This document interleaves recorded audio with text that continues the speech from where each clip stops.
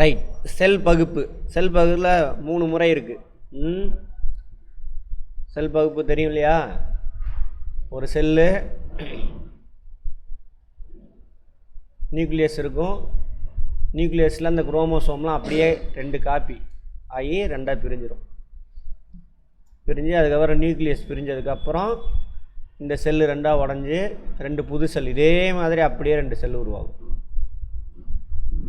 இதை மாதிரி அப்படியே காப்பி ஆகும். இதில் 3 முறை இருக்குது. ஏ மைட்டாசிஸ், நேரடி பகுப்புன்றாங்க. ஒரு செல் விலங்கு இருக்கு இல்லையா, அங்கே நடக்கும். ஒரு செல் விலங்கு, ஒரு செல் தாவரம், அதெல்லாம் நடக்கும். அப்புறம் அது போக கருப்பை ஜவ்வில் நடக்கும். கருப்பையில் ஃபஸ்ட்டு செல்லு ஃபார்ம் ஆனோன்னு அதை பார்த்தோம் இல்லையா? அது பேர் என்னது? ஸ்டெம் செல் பார்த்தோமா? நேற்று தானே பார்த்தோம். ஸ்டெம் செல் உங்களுக்கு தானே நடத்தினேன். ரைட், பார்த்தோமா இல்லையா? இல்லையா உங்களுக்கு இல்லையா? ஸ்டெம் செல்லை பற்றி உங்களுக்கு பார்க்கலையா? அதை வச்சு என்ன பண்ணலாம்? ஸ்டெம் செல்லை வச்சு புதுசு நம்ம இன்னும் போக போக ஒரு ஸ்டெம் செல்லை வச்சு அப்படியே இணைய மாதிரியே ஒருத்தனை உருவாக்குவாங்க. அதுக்கெலாம் ஆராய்ச்சி போயிட்டுருக்கு ஃபியூச்சரில். அதே மாதிரி ஒரு உறுப்பு கிட்னி தயாரிக்கணுனால என்ன பண்ணலாம்? அதுலேயே கிட்னி வர வச்சுருவானுங்க. அதெல்லாம் நடக்கும். ரைட். அடுத்து மைட்டாசிஸ் அல்லது மறைமுக பகுப்புன்றாங்க. இது நார்மலாக நடக்கிறது, நம்ம உடம்புலாம் நடக்குது. நம்ம உடம்புல நடக்கிறது. இந்த செகண்டு கூட செல்லு, ஒரு செல்லு 2 செல்லாக பிரிஞ்சுக்கிட்டு தான் இருக்கும். மாதிரி மியாசிஸ், குன்றல் பகுப்பு, இனச்செல்.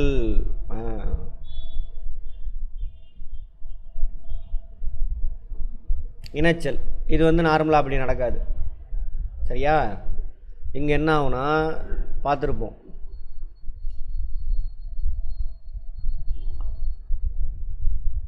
ஆண்களில் விந்து, அது ஒரு இனச்செல். இன்னொரு பேர் வந்து கேமிட் அப்படிம்பாங்க. பெண்களில் கருமுட்டை. சரியா? அந்த அடலசன் ஏஜில் ஃபார்ம் ஆகும். ஆண் ஆணாகவும் மாறினோடனே பெண் பெண்ணாக மாறினோடனே இது உருவாகும்.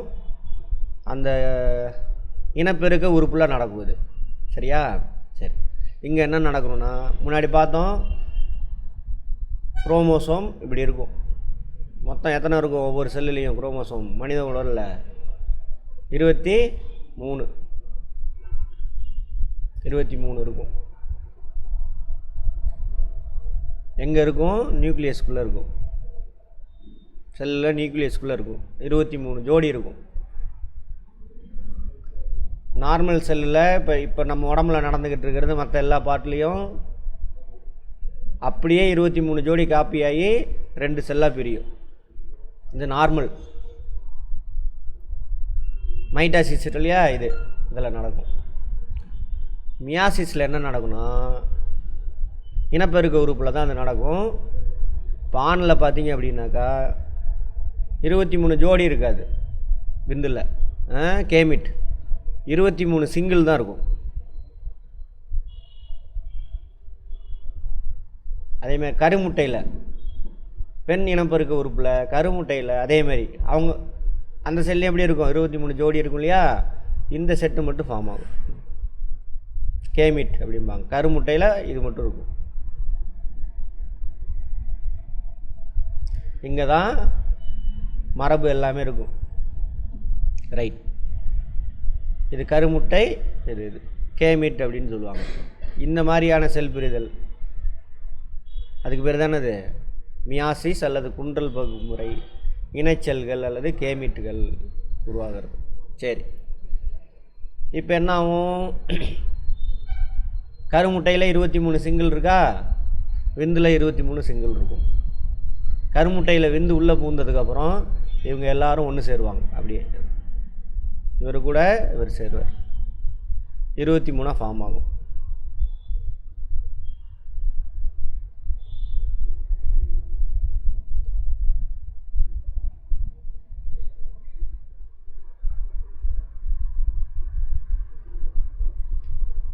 இது முழுமையான செல் கிடையாது, இது டெம்பரவரியான செல்.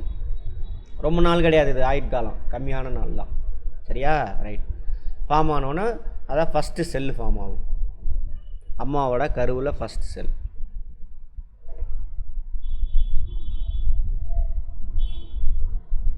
இப்போ யாரோட கேரக்டர் இருக்கும் அதில்? அப்பாவோட கேரக்டர், அம்மாவோட கேரக்டர் ரெண்டு சேர்ந்து புது செல்லாக ஃபார்ம் ஆயிடுச்சு. எதுக்கு சார் இப்படி ஃபார்ம் ஆச்சு? ஆண் பெண், இங்கே இதுக்கு தான் ஆண் பெண்.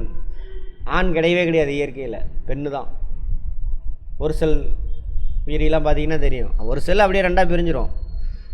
இந்த ரெண்டு செல் எப்படி இருக்கும்? தாய் செல் மாதிரி அப்படியே இருக்கும். அடுத்து இந்த ரெண்டு செல் ரெண்டாக பிரிக்கும். அப்படி அது எல்லா செல்லை பார்த்தீங்கன்னா எல்லாம் ஒரே மாதிரி தான் இருக்கும். அப்புறம் எதுக்கு சார் இந்த மாதிரி வந்துச்சு அப்படின்னாக்கா, இந்த ஆண் பெண் உருவானது காரணம். நிறைய நோயெல்லாம் பரவுது. ஒரே மாதிரி செல்லாக இருந்ததுன்னு வச்சுக்கோங்க, இதோட எதிரி வேறு ஏதோ ஒரு மைக்ரோப்ஸ் உள்ளே பூந்துடுது. உள்ளே பூந்து என்ன பண்ணிடும்? இதை ஈஸியாக காலி பண்ணிடுது. அப்போ சிக்கலான ஒரு செல்லை ஃபார்ம் பண்ணணும். ஒரே மாதிரி கேரக்டர் உள்ளதாக இருக்கக்கூடாது, சிக்கலாக இருக்கணும். சரியா? அதுக்காக உருவானதான் ஆண் அப்படின்னு ஒன்று. அப்போ என்ன ஆகுனாக்கா, இவங்க ரெண்டு பேரோட கேரக்டர் கலந்து ஒரு செல்லு ஃபார்ம் ஆகும். இது முதல் தலைமுறையில் இவங்க ரெண்டு பேரோட கேரக்டர் மட்டும் இருக்காது, நம்ம அப்பா அம்மா கேரக்டர் மட்டும் உங்கள்கிட்ட இருக்காது. சொல்லுவாங்க, கண்ணெல்லாம் அவங்க தாத்தா மாதிரியே இருக்குது, தலைமுடியெல்லாம் அவங்க பாட்டி மாதிரியே இருக்குது. அது அம்மா பாட்டி, அப்பா பாட்டி, இந்த மாதிரி அப்படியே கன்டினியூ ஆகும். அப்போ என்ன ஆகுது? ஒரு சிக்கலான செல் இருக்கும். அப்போ ஈஸியாக என்ன பண்ண முடியாது, வேறு மைக்ரோப்ஸ் உள்ளே பூந்ததுன்னா இவங்களை கொல்றது கொஞ்சம் கஷ்டம், லேட் ஆகும். அதுக்குள்ளே அவங்க இம்யூன் சிஸ்டத்தை டெவலப் பண்ணிவிட்டு என்ன பண்ணிடுவாங்க, அங்கே உள்ளே பூந்த மைக்ரோப்ஸை காலி பண்ணிடுவாங்க. அதுக்கு தான், அதனால தான் பார்த்தீங்கன்னா இந்தியாவில் வந்து சாவு கம்மி கொரோனா வந்தப்போ. சரியா? வரலாறில் பார்ப்போம், நிறையா சீனாக்காரனும் உள்ளே வந்திருக்கான். இங்கே உள்ள மக்கள் இண்டிஜினியஸ் பீப்புளு, இந்த மண்ணிலே உருவான மக்கள், அவங்க தான் திராவிட மக்கள். அப்புறம் சீனாக்காரன் உள்ளே வந்து பூந்துருக்கான். மஞ்சள்காரன், மஞ்சள் மங்கோல்ஸ் அப்படிம்பாங்க. சரியா? அப்புறம் மத்திய ஆசியாவிலேருந்து வந்திருக்கானுங்க, அரேபியாவிலேருந்து வந்திருக்காங்க. எல்லாம் கலந்த கலவை. சீனாவில் சாவு அதிகம். அங்கே போனீங்கன்னா எல்லோரும் ஒரே மஞ்சளாக இருப்பானுங்க. இப்போ மிக்ஸ் ஆகிட்டு இருக்கோம். அதேமாதிரி யூரோப்பில் இப்போ மிக்ஸ் ஆகிட்டான் ஓரளவுக்கு, எல்லாம் கருப்போடு சேர்ந்து மிக்ஸ் ஆகி நீக்ரூட்டோஸ் அவங்களோட சேர்ந்து மிக்ஸ் ஆகிட்டு இருக்காங்க. ஆனால் பியூர் அந்த வெள்ளையாகவே இருக்கிறவங்களாம் நிறைய பேர் செத்து போயிட்டான். ஏன்னா அந்த அவனுடைய செல் எப்படி இல்லை, காம்ப்ளெக்ஸாக இல்லை.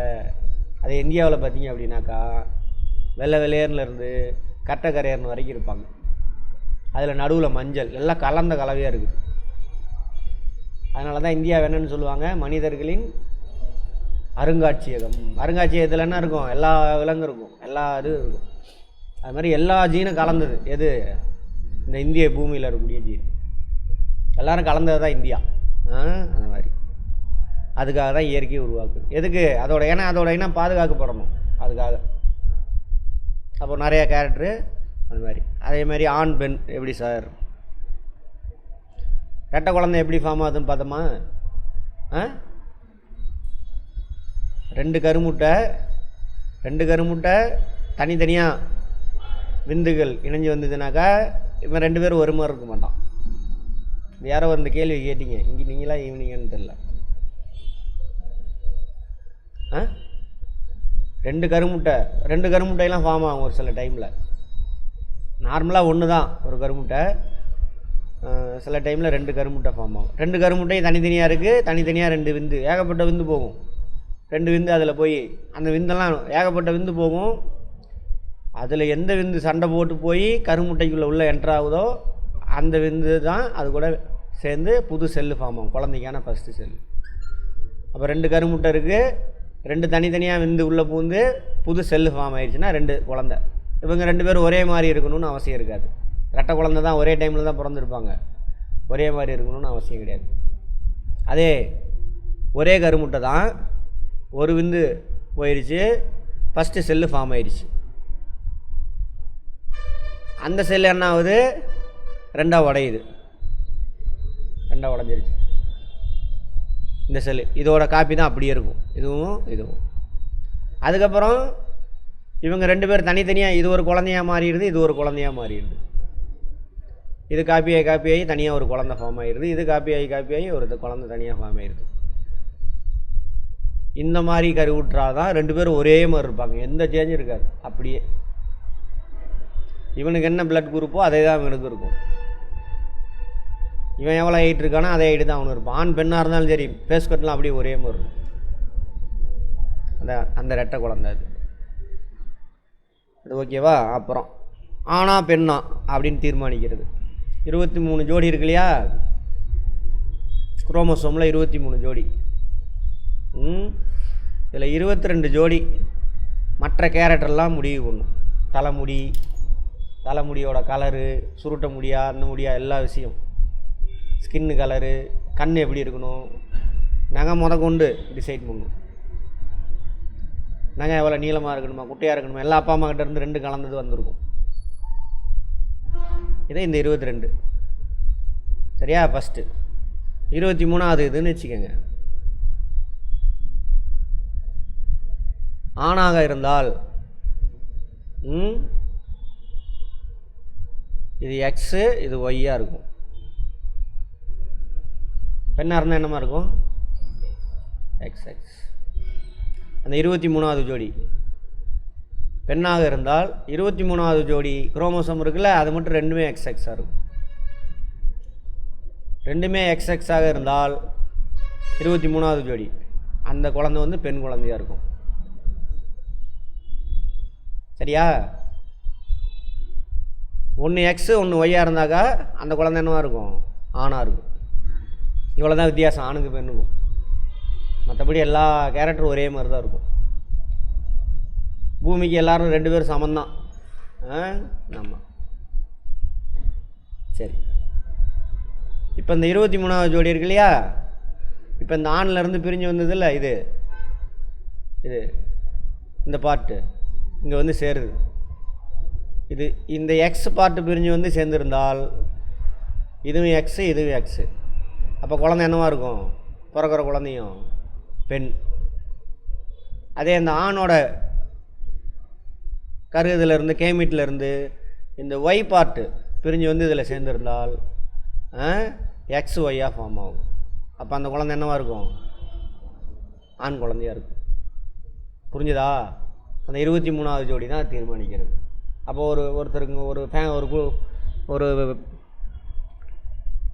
ஒரு பேரண்ட்டுக்கு ஆண் குழந்தை பிறக்குதா பெண் குழந்தை பிறக்குதான்னு தீர்மானிக்கிறது யார்? ஆண் தான் தீர்மானிக்கும், பெண் தீர்மானிக்க முடியாது. சரியா? ரைட். அந்த டைமிங் அதெல்லாம் சொல்கிறாங்க, அது ஒரு 2வது. ஆனால் இந்த கொடுமையை வச்சு நிறைய பேர் முன்னாடிலாம் எல்லாம் பொம்பளை பிள்ளையாக பிறக்கிறா அப்படின்ட்டு. ஏன்னா இது ஆணாதிக்க சமூகம். அது இங்கே திராவிட சமூகத்தில் அது கிடையாது. வரலாற்றில் பார்ப்போம். இங்கேருந்து வந்தானுங்கள, வடக்குலேருந்து வந்தானுங்கள ஆரியன்ஸ், அவனுக்கு தான் ஆணாதிக்க சமூகம். அவனுக்கு தான் ஆணுக்கு பெண் அடிமையாக தான் இருக்கணும். இந்த ராமர் கோயில் கூட பார்த்தீங்கன்னா தெரியும், ஒரு லேடிஸ் கூட உள்ளே விட்டுருக்க மாட்டாங்க. சொல்லுங்கள். இந்த 23வது ஏதாவது சம்திங் ராங், எனக்கு அவ்வளோவா டீட்டெயிலில் தெரில. 23வது குரோமோசோமில் ஏதோ சம்திங் ப்ராப்ளம், இதில் தான் ஏதோ பிரச்சனை நடக்கும் இருக்குல்ல. அது தெரியல எனக்கு எப்படின்னு போட்டிருக்கா அப்படி. ஆமாம், அதில் ஏதோ ப்ராப்ளம் இருக்கும். அப்படியா? சரி சரி. இன்னொரு அல்லது எக்ஸ் ஒய்யோட இன்னொரு எக்ஸு அல்லது இன்னொரு ஒய், 2ல் ஏதோ ஒன்று இருக்கும். அப்படி எடுத்துக்கலாம். சரி. அவனுங்க உள்ளே பூந்து என்ன ஆகுது? அங்கேருந்து மாடு மேய்ச்சிட்டு வருவானுங்க, உள்ளே பூந்து இங்கே உள்ள பெண்களை தான் திருமணம் செஞ்சுக்கிட்டானுங்க. சரியா? அப்புறம் வந்தவொடனே அப்போ இந்த பெண்களையும் அடிமையாக வச்சுருக்கணும். அதனால் பெண் எப்படி இருக்கணும்? அவனுங்களுக்கு அடிமையாகவே இருக்கணும், ஆம்பளைக்கு தொண்டு செஞ்சுக்கிட்டு அப்படியே இருக்கணும்னு சொல்லிட்டு. அது மற்றபடி இந்த திராவிட சமூகத்துக்கு அது கிடையாது.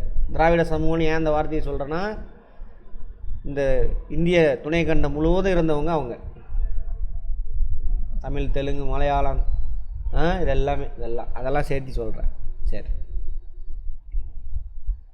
அப்போது இவனுக்கு என்ன பண்ணுவானுங்க? எல்லாம் பொம்பளை பிள்ளையாக போய்க்கிறா அப்படின்னு சொல்லிட்டு என்ன பண்ணுவானுங்க? இன்னொரு கல்யாணம் பண்ணிக்குவாங்க, அதெல்லாம் டைவர்ஸ் பண்ணிடுவானுங்க. இன்னொரு கல்யாணம் பண்ணிக்குவானுங்க, டைவர்ஸ் பண்ணிடுவானுங்க. அப்புறம் அடித்து கொடுமைப்படுத்துறது இதெல்லாம் பண்ணிகிட்டு இருந்தாங்க. முட்டாள்தனமாக சயின்ஸ் கண்டுபிடிச்சி இன்னும் பண்ணிகிட்டு இருக்கிறானுங்க. ஆமாம், அவரை பெண் குழந்தை பிறந்தாக்கா குழந்தைய கொண்டு போடுறது. சரியா? இது எல்லா வேலையும் பண்ணிகிட்டு இருக்கிறானுங்க. ரைட். இதெல்லாம் என்னது? மூட பழக்க வழக்கம். அதுக்கு தான் இதை படிக்க வைக்கிறாங்க. அதுக்கு தான் இதை படிக்கிறோம். படித்ததுக்கப்புறமா அதே ஃபாலோ பண்ணாங்க. என்னது? இதுக்கு பேர் படிப்பா? நொடிப்பு. அது 12 வருஷம் 5 வருஷம் வருஷத்தை காலத்தை வேஸ்ட் பண்ணிவிட்டு.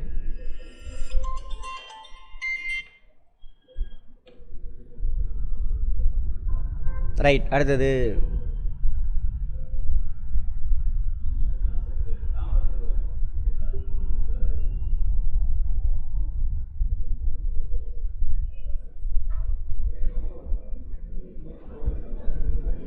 அவ்வளோதான், அதை விட்டுருங்க. அடுத்தது பெருவெடிப்பு கொள்கை. என்னமா? தாவரத்துக்கும் அதே கதை தான். தாவரத்தில் பூ பூக்குதா? அங்கே இதே வேலை நடக்கும். பூ பூக்குதில்ல, அதுதான் அதுக்கான இனப்பெருக்க உறுப்பு. அதுதான் பூ தான். பூவில் அது நடக்கும். சொல்லுங்கள். இருக்கும் இருக்கும் இருக்கும். விலங்குகள் எல்லாத்துலேயுமே இருக்குது. மாடு இருக்குது, மாட்டில் அதே மாதிரி இருக்கும். நாய், இங்கே காம்ப்ளெக்ஸ்லேயே ஒரு நாய் சுற்றிக்கிட்டு இருக்கும். அந்த மாதிரி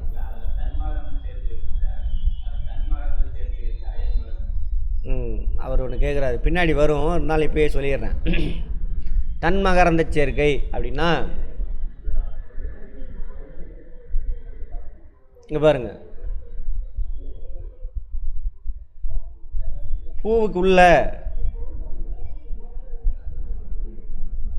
இதோட பூவோட அடிபாகம், இது அதோட இதழ். சரியா? இது இப்படி ஒரு கொம்பு மாதிரி ஒன்று வரும், வெளியில் வந்து இப்படி தொங்கும். சரியா? இங்கே தான் வந்து என்ன இருக்குன்னா மகரந்த தாளா போலன்ஸ் இருக்கும். போலன்ஸ் ஒரு சில செடியில் நார்மலாகவே இந்த போலன் பூச்சி, தேனி, எறும்பு, காற்று இதனால் என்ன ஆகுனா அந்த போலன் அதிலே உள்ளே விழுகும். இங்கே தான் வந்துட்டு என்ன இருக்கும், இங்கே கருமுட்டைன்னு சொன்னோம்ல, அது இங்கே இருக்கும். இந்த பார்ட் அது இது உள்ளே விழுந்து அங்கே உள்ளே போய் என்ன பண்ணும், ஃபஸ்ட்டு செல்லு ஃபார்ம் ஆகி விதை உருவாயிடும். விதை தான் அது. இந்த மேலே உள்ள பார்ட்டு பழமாக மாறிடும், காயோ பழமாவோ மாறிடும். உள்ள விதை. இது தன்மகரந்த சேர்க்கை. அந்த பூவில் அதிலே விழுந்தாக்கா. அதே இந்த பூவில் இருந்துட்டு பக்கத்தில் ஒரு பூ இருக்கும். சரியா? இதை தூக்கிட்டு போய் அதில் போட்டுச்சுன்னா என்னது, அயல் மகரந்த சேர்க்கை. இந்த பூவில் உள்ள போலன் அதிலே விழுந்து அதிலே முளைச்சா இந்த பூவில் உள்ள போலன் அந்த பூவில் இருக்கக்கூடிய கருமுட்டையில் உள்ளே போய் விழுந்து முளைச்சிதுன்னா அது அயல் மகரந்த சேர்க்கை. புரிஞ்சுதா? ரைட். இதெல்லாம் நடக்கும். ஒரு ஒரு ஒரு சில இதில் தன்மகரந்த சேர்க்கை மட்டும்தான் ஒரு சில செடியில் நடக்கும். ஒரு சில செடியில் அயல் மகரந்த சேர்க்கை நடக்கும். ஒரு சில செடியில் ரெண்டுமே நடக்கும். அதே மாதிரி நிறைய பூ பூக்கும். எந்த இதாக இருந்தாலும் இப்போ பூசணிக்காய் அதெல்லாம் இருக்கு இல்லையா, நிறையா பூ பூக்கும். எல்லா பூவும் காய் காக்காது. ஏன்னாக்கா ஏன்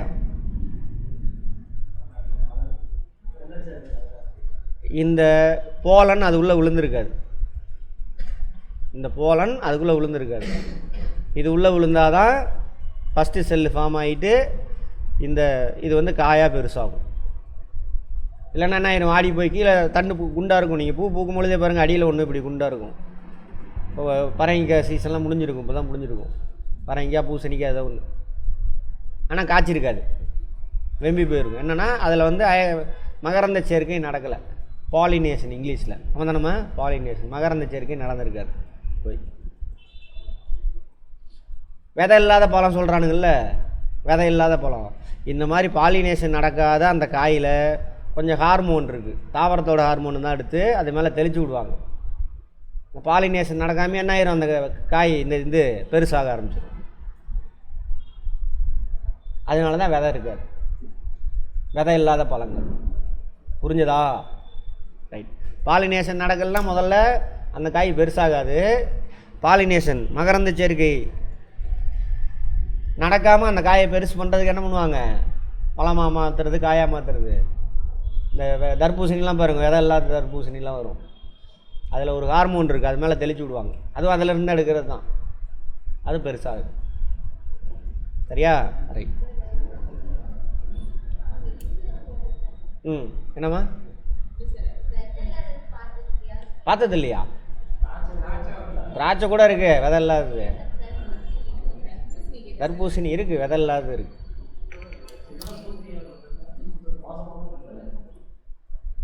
அடுத்தது பெருவெடிப்பு கொள்கை. பூமி உருவானது பற்றின தியரி. இதுதான் ஃபிசிக்ஸில் பார்த்துருப்போம்னு நினைக்கிறேன். அதான் அது.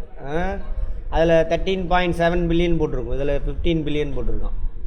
ஜியாகிரஃபி ஃபிசிக்ஸ் தான் எடுத்துக்கணும், இது பயாலஜியில் கொண்டு வந்து விட்ருக்கான். ஆமாம், அது 13.7 பில்லியன் இயர்ஸ். பில்லியன்னா எவ்வளோ வருஷம்? 100. பில்லியன்னா எவ்வளவு? 100 கோடி. 100ன்றேன், 100 கோடி. பூமி உருவானது 4.5 பில்லியன் ஆண்டுகளாக தான்.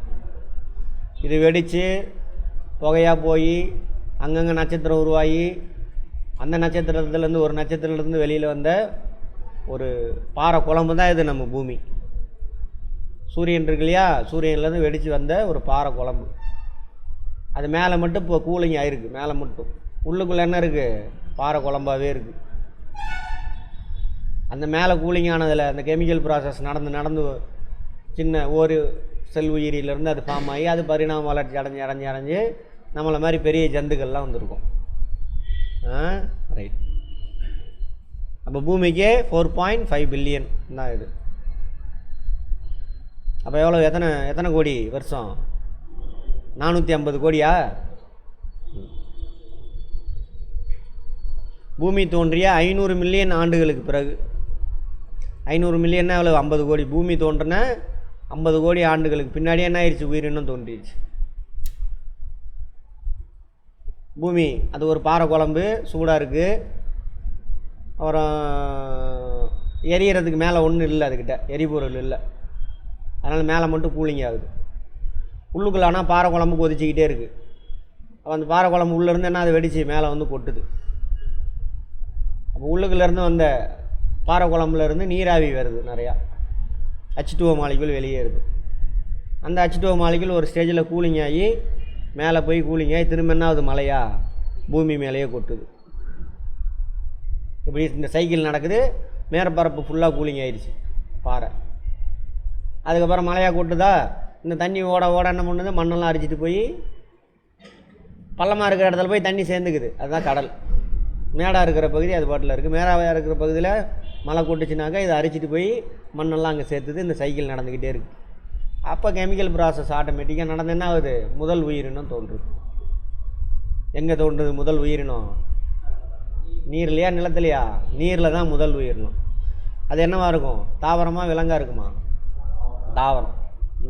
அவர் தான் ப்ளூ கிரீன் ஆல்கே அல்லது பாக்டீரியா, இதை ஒன்று வச்சுக்கோங்க. நடக்குது. கேட்பாங்க உயிரினங்கள் எப்போ தோன்றுச்சு அப்படின்னு. உயிரினங்களின் வேதி பரிணாமங்களை கூறியவர்கள் ஓஃபாரின், ஹால்டன். இப்போ நான் சொன்னேன் இல்லையா அந்த சைக்கிள், இது வரைக்கும் நம்ம பார்த்ததால் அதுதான் அவங்க சொல்லியிருக்காங்க. அதே மாதிரி பரிணாம வளர்ச்சியை பற்றி சொல்கிறாங்க. பரிணாம வளர்ச்சி இப்போ முதல்ல கூறினவங்க ஹால்டன், ஓபரின். இதெல்லாம் இதுக்கு முன்னாடி சார்லஸ் டார்வின் சொல்லியிருப்பார். அவர் தான் என்னாவது பரிணாம வளர்ச்சியை பற்றி பேசியிருப்பார். இங்கிலீஷில் என்னம்மா? எவல்யூஷனா? பரிணாம வளர்ச்சி எவல்யூஷன். எவல்யூஷன் ஆஃப் லேண்ட் மட்டும்தான் சொல்லியிருப்பாரா? சரி, பரிணாம வளர்ச்சி அதை பற்றி சொல்லியிருப்பாங்க. அதோட இதுதான் இப்படியே கொஞ்சம் கொஞ்சமாக தேவை. அதில் என்ன சொல்லுவாங்கன்னா சர்வைவல் ஆஃப் ஃபிட்டஸ்ட் ஒரு கான்செப்ட்டு, அப்புறம் நேச்சுரல் செலெக்ஷன் 2 கான்செப்ட். இது 2 தான் என்ன ஆகுது? வளர்ச்சி அடைஞ்சு போகுது புதுசாக. இப்போ ஒட்டகைச்சிவிங்க சொல்கிறாங்க. ஒட்டகைச்சிவிங்க அது ஒரு மான் இனம் தான். ஒட்டகைச்சிவிங்க மான் எங்கே இருக்கும்? புல்வெளியில் இருக்கும். புல்லெல்லாம் மற்ற மானெல்லாம் சாப்பிட்ருது. அதில் ஒரு விலங்கு மட்டும் என்ன பண்ணுது, ட்ரை பண்ணுது. அங்கங்கே மரம் இருக்கும், முள் மரம் இருக்கும். அந்த முள் மரத்தில் உள்ள இலையை சாப்பிட்லாம் அப்படின்னு கழுத்து வைக்கி ட்ரை பண்ணுது. இது இந்த ஜென்ரேஷனில் இது ட்ரை பண்ணுதா, அடுத்து அதுக்கு குழந்தை உருவாகுதில்ல, அப்போ அதில் ஒரு சின்ன சேஞ்ச் நடக்குது, ஜெனட்டிக் மியூட்டேஷன். ஜீன் பார்த்தோம்னா குரோமோசோனில் அதில் ஹைட்டில் ஒரு சின்ன சேஞ்ச் ஆகி இது தேவையாக இருக்குன்னு அதுவாக உருவாக்கிக்குது.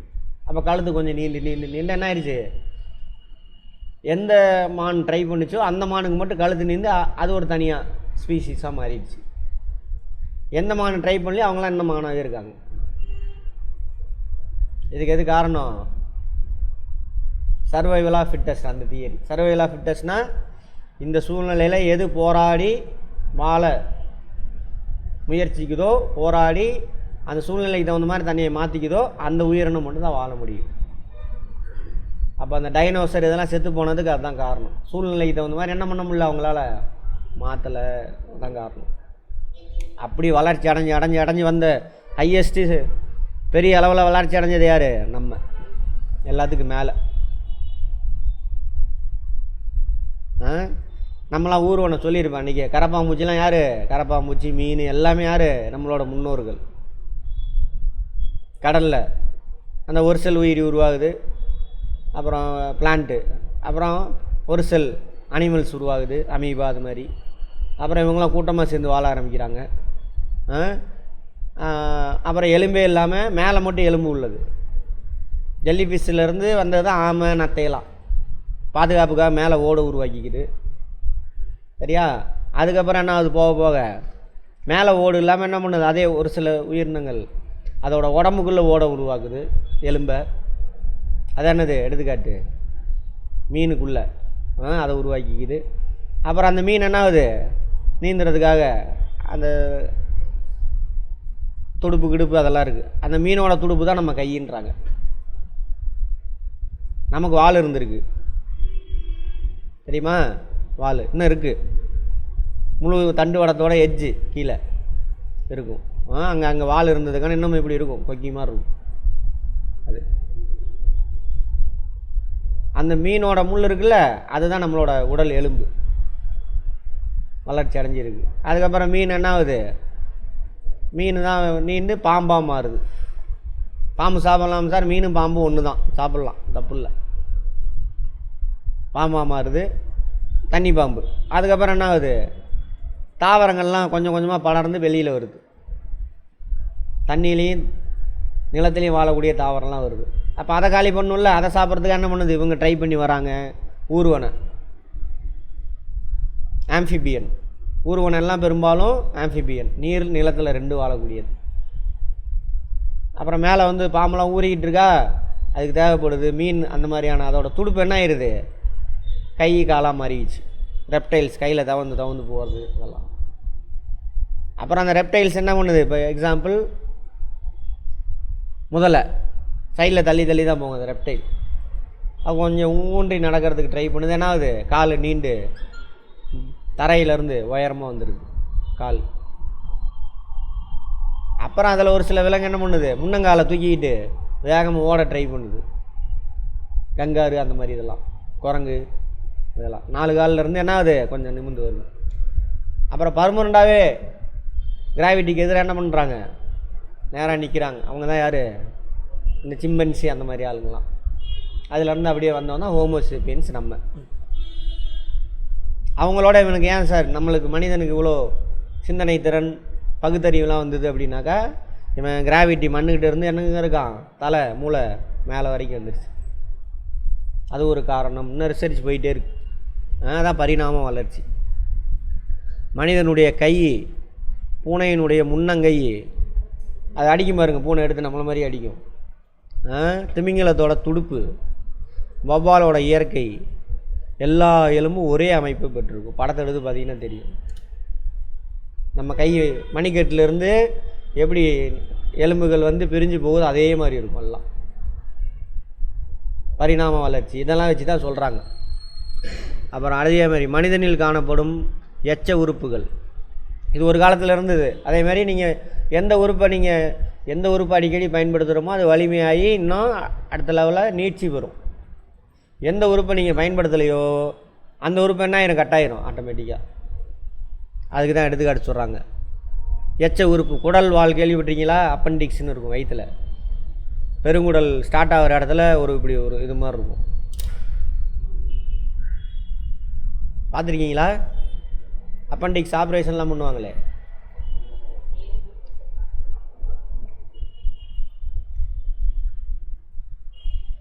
என்னம்மா?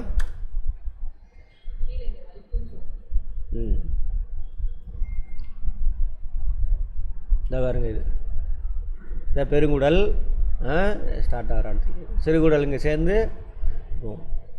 இந்த இடத்துல சின்னதாக வால் மாதிரி நீட்டிக்கிட்டு இருந்தால் அங்கே இருக்குது பாருங்கள், கரெக்டாக இருக்குது. இந்த மாதிரி இந்த அப்பண்டிக்ஸ் இது ஒரு காலத்தில் நம்ம உடம்புல யூஸ் ஆகிட்டு இருந்திருக்கு, இப்போ யூஸில் சும்மா இருக்குது. நம்ம ஒழுங்காக நேரத்துக்கெலாம் சாப்பிட்ல அப்படின்னாக்கா வயிறில் அசிடிட்டி ஃபார்ம் ஆகிரும். கெமிஸ்ட்ரியில் படிச்சிருப்போம். அந்த ஆசிட் அது ஃபுல்லாக உள்ளே போய் என்ன பண்ணிடும், எல்லா குடலையும் அரிச்சிடும், எடுத்து அரித்து சாப்பிட ஆரம்பிச்சிடும் அது. அப்போ அந்த ஆசிட் என்ன ஆகுது, இது உள்ளே போய் ஃபில் ஆகி ஒரு ஸ்டேஜில் பல்ஜ் ஆகிரும். ஒழுங்காக கவனிக்காமல் விட்டிங்கன்னா உள்ளே வெடிச்சிடும், செத்து போயிடும், ஆளை காப்பாற்ற முடியாது. அப்பண்டிக்ஸ் ஒட்டுக்கூடல் ஆப்ரேஷன் சொல்லுவாங்க. அது இதெல்லாம் ஒரு காலத்தில் நம்ம யூஸ் பண்ணிக்கிட்டு இருந்தது, இப்போ இல்லை. அதேமாரி கண்ணிமை படலம், கண்ணிமை படலம் ஒன்று அது இருக்குது, அது இப்போ யூஸ் ஆகாமல் இருக்காமல். வால் முள்ளெலும்பு,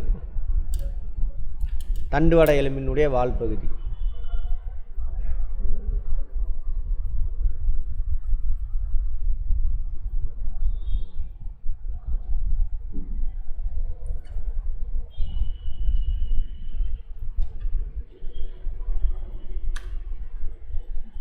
இந்த பாருங்க இருக்கா.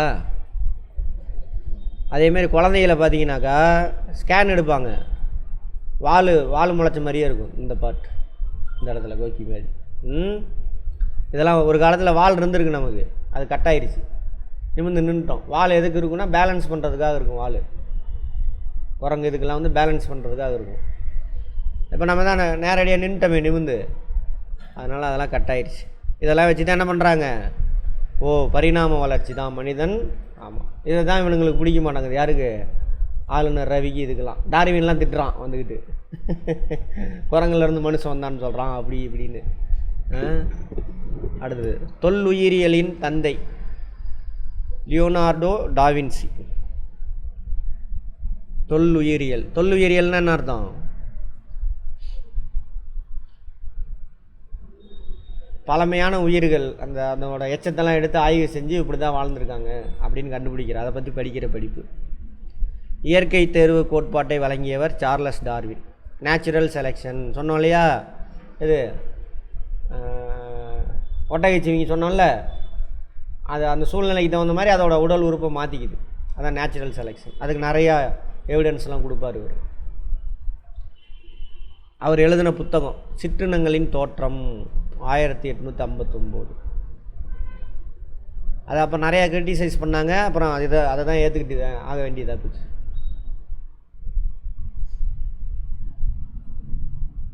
உயிரினங்களின் பரிணாம வளர்ச்சியில், எவல்யூஷனில் தொடர்ச்சியற்ற வேறுபாடுகளுக்கு எடுத்துக்காட்டு.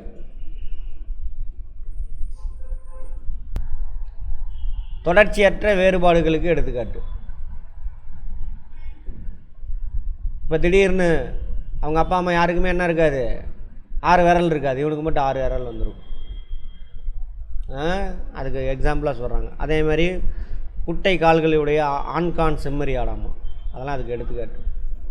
ஆண்கான் அது ஒரு இது, குட்டை காலாக இருக்கும், செம்மறி ஆடையே குட்டையாக இருக்கும், குட்டியூண்டாக இருக்கும் அது.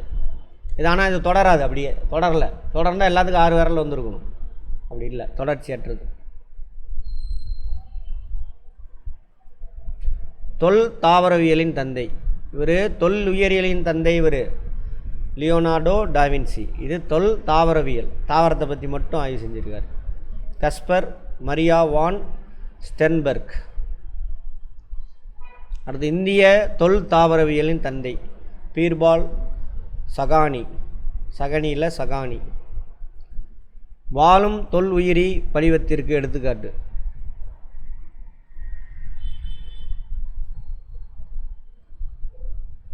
வாழும் தொல் உயிரி படிவமா, இது மட்டும் செக் பண்ணிக்கலாம். செக் பண்ணி சொல்கிறேன். புதை படிவங்களின் வயதை கணக்கிடும் முறை தெரியும் இல்லையா? மண்ணுக்குள்ளே புதஞ்ச உயிரினங்கள் எத்தனை வருஷத்துக்கு முன்னாடி வாழ்ந்துச்சு அப்படின்னு கண்டுபிடிக்கிறதுக்கான இந்த டெஸ்ட்டுக்கு பேர் என்னது? Carbon dating. கதிரியக்க கார்பன். அதுக்கு என்ன ஐசோடோப் யூஸ் பண்ணுறாங்க? C14, கார்பன் 14 யூஸ் பண்ணுவாங்க. இதை கண்டுபிடிச்சவர் WF லிபி. கல்மர பூங்கா. கல்மரம் அதாவது மண்ணுக்குள்ளே புதஞ்சி போன மரம் அப்படியே கல்லாக மாறிடும். அதில் உள்ள சிலிக்காலாம் சம்திங் ஏதோ ப்ராசஸ் நடந்ததுன்னா அப்படியே கல்லாக மாறிடும். பார்த்துருக்கீங்களா? ஆர்ட்ஸ் காலேஜ் ஸ்டூடெண்ட் யாருங்க பார்த்ததில்ல? நேராக அப்படியே கிளாஸுக்கு போயிட்டு நேராக அப்படியே விட்டு நம்ம தானே?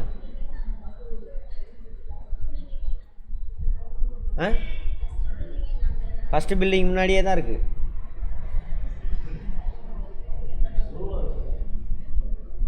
சும்மா முன்னாடி கிடக்குது, ரோட்டு மேலே கிடக்குது.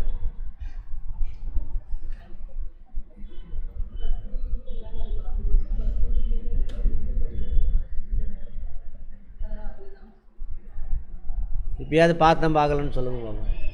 பார்த்துருக்கீங்களா இல்லையா? அந்த மாதிரி கெமிஸ்ட்ரி டிபார்ட்மெண்ட் இருக்குல்ல, அங்கே இப்போ மேலே ஏற வழியில் சைடில் நிறுத்தி வச்சுருக்காங்க பாருங்கள். இதாவது எங்கேருந்து எடுத்துகிட்டு வந்து வச்சுருக்காங்க. ஜியாலஜி டிபார்ட்மெண்ட்டில் இதெல்லாம் எவிடன்ஸு. இதெல்லாம் வச்சு தான் இந்த மரத்தோட வயது இதெல்லாம் கால்குலேட் பண்ணுறாங்க. அடுத்தது கல்மர பூங்கா எங்கே இருக்குன்னா திருவக்கரை, விழுப்புரம் டிஸ்ட்ரிக்ட். அங்கேருந்து எடுத்துகிட்டு வந்தாங்க அதையும் ஜியாலஜி டிபார்ட்மெண்ட்டில். வான் உயிரியல் திட்டம் எந்த ஆண்டு துவங்கப்பட்டது? செவ்வாய் கிரகத்தில் 2020 வானத்தில் வேறு எங்கேயாவது உயிரினங்கள் வாழுதா பூமியை தவிர அப்படின்னு ஆய்வு செய்கிறதுக்கு சொல்கிறது. மரபியலின் தந்தை கிரிகர் ஜோகன் மெண்டல். மரபியல் அதாவது குழந்தைங்களுக்கான கேரக்டர் எங்கேருந்து வருது? தாய் தந்தை அங்கேருந்து தான் போகுது அப்படின்னு கண்டுபிடிச்சார்.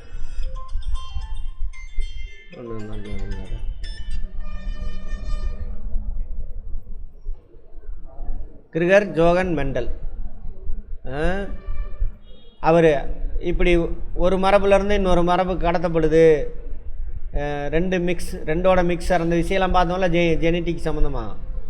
அதை அந்த பட்டாணியை வச்சு தான் அவர் ப்ரூவ் பண்ணுவார். பட்டாணி செடியை வச்சு ஒரு குண்டு பட்டாணி, ஒரு ஸ்லிம்மான பட்டாணி செடி.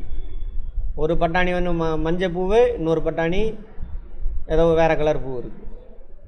சரியா? ஃபஸ்ட்டு ஜென்ரேஷனில் ரெண்டோட மிக்சர் இருக்கும், ஏதாவது ஒன்று கிடைக்கும். சரியா? ரெண்டாவது ஜென்ரேஷனில் ரெண்டு விதமான பூவும் இருக்குது. ஒரு பூ வந்து மஞ்சளா பூக்கும், இன்னொரு பூ இன்னொரு கலரில் பூக்கும். அந்த மாதிரிலாம் கண்டுபிடிக்கிறார். அதான் சொல்கிறாங்க, தாத்தா பாட்டியோட கேரக்டர் பேரம்பேத்திக்கு கிடைக்கும். அதெல்லாம் சொல்கிறார், கண்டுபிடிச்சிருப்பார். மெண்டலின் ஒரு பண்பு கலப்பு ஆய்வில் நெட்டை குட்டை தாவரத்தின் விகிதம் 3:1. அது சும்மா மனப்பாடம் பண்ணி வச்சுக்கோங்க.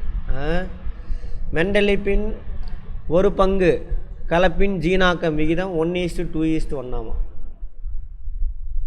ஒரு பங்கு இல்லை, ஒரு பண்பு கலப்பின் ஜீனாக்க விகிதம். அதை மனப்பாடம் பண்ணி வச்சுக்கோங்க. அதெல்லாம் பெரிய கதை நமக்கு வேண்டாம்.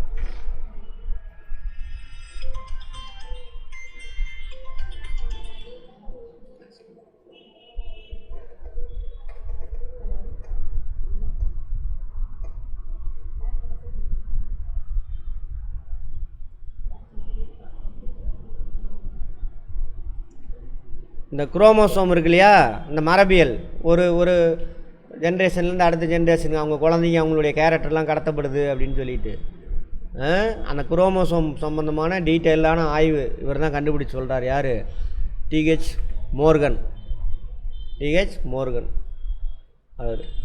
அவருக்கான நோபல் பரிசு 1993. இப்போ தான் ரீசெண்டாக தான் எல்லாம் கண்டுபிடிச்சிருக்காங்க நிறைய விஷயம். அதேமாதிரி குரோமோசோம் அப்படின்ற வார்த்தையை முதல்ல பயன்படுத்தவர் வால்டேயர். ஜீன் எங்கே சார் இருக்கும்? குரோமோசோம்குள்ளே தான் ஜீன் இருக்கும். அதோட அமைவிடம் லோக்கஸ்.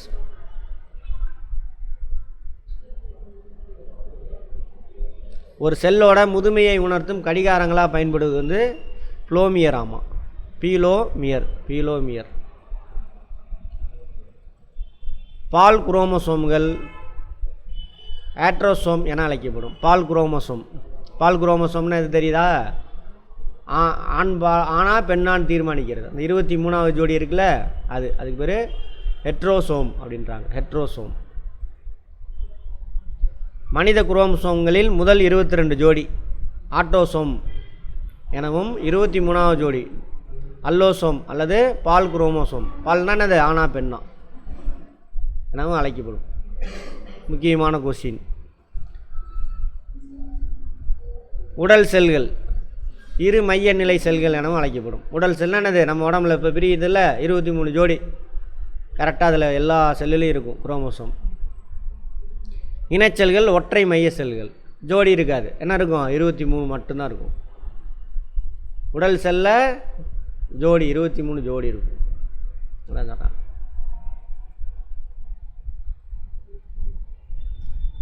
இந்த குரோமோசோம் இருக்கு இல்லையா, அது ஒரு மாதிரி இப்படி இணைக்கப்பட்டிருக்கும், இப்படி தான் இருக்கும், நடுவில் இப்படி இது மாதிரி இருக்கும்.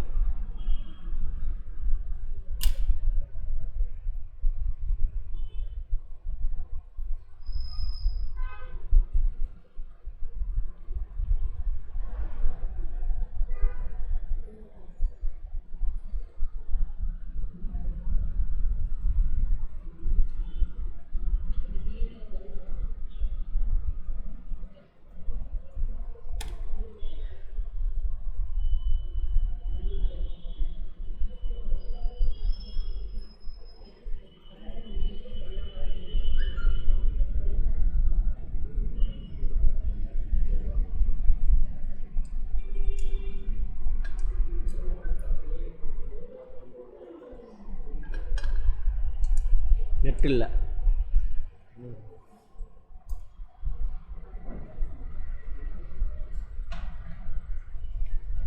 இதான் குரோமோசோம்.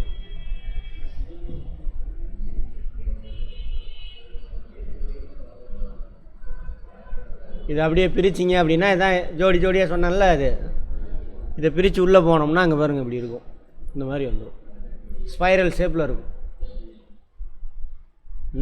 இங்கே தான் டிஎன்ஏ இருக்கும். ரைட். இதில் ஒன்று வந்து ஏ அடினைன், இன்னொன்று வந்து தயாமின். ரெண்டையும் இணைச்சிருக்கிறது.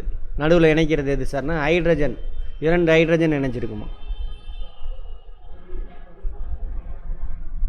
அதேமாதிரி சைட்டோசின் குவானைன், அது கூட இவங்க 2 பேர் தான் சேர்ந்துருப்பாங்க. Cytosine guanine சேர்ந்துருப்பாங்க. இவங்க கூட ஹைட்ரஜன் 3 ஹைட்ரஜன் இணைஞ்சிருக்குமாமா.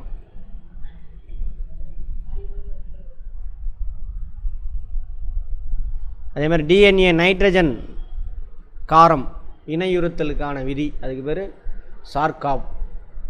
அந்த டிஎன்ஏ சம்பந்தமான விதியை பற்றி எதை சொல்லியிருக்கிறாரு அவர். மும்மைய தாவரங்கள் மற்றும் விலங்குகள் பொதுவாக மலட்டுத்தன்மை உடையது. மும்மைய ரைட், இல்லை இருக்கு பாருங்கள். மும்மையன்னா என்ன அர்த்தம், அந்த இனச்செல்ல 2 குரோமோசோம் தானே இருக்கணும், இங்கே என்ன இருக்கும் 3 இருக்கும். மலட்டுத்தன்மை. நான்மைய தாவரங்கள் நன்மை பயக்கக்கூடிய அளவில் பெரிய பழங்களை பூக்களை கொடுக்குமா. ஒரு சில தாவரத்தில் நார்மலாக 2 தானே இருக்கணும், 3 இருந்தாக்கா மலட்டுத்தன்மை, பூ பூக்காத காய் காய்க்காத அந்த மாதிரி. அதே நான்மையம் அதில் 4 இருக்கும். அது வந்து என்னது பெரிய அளவில் பழம் இருக்குமா, பெரிய பூ கொடுக்கும் அந்த மாதிரி.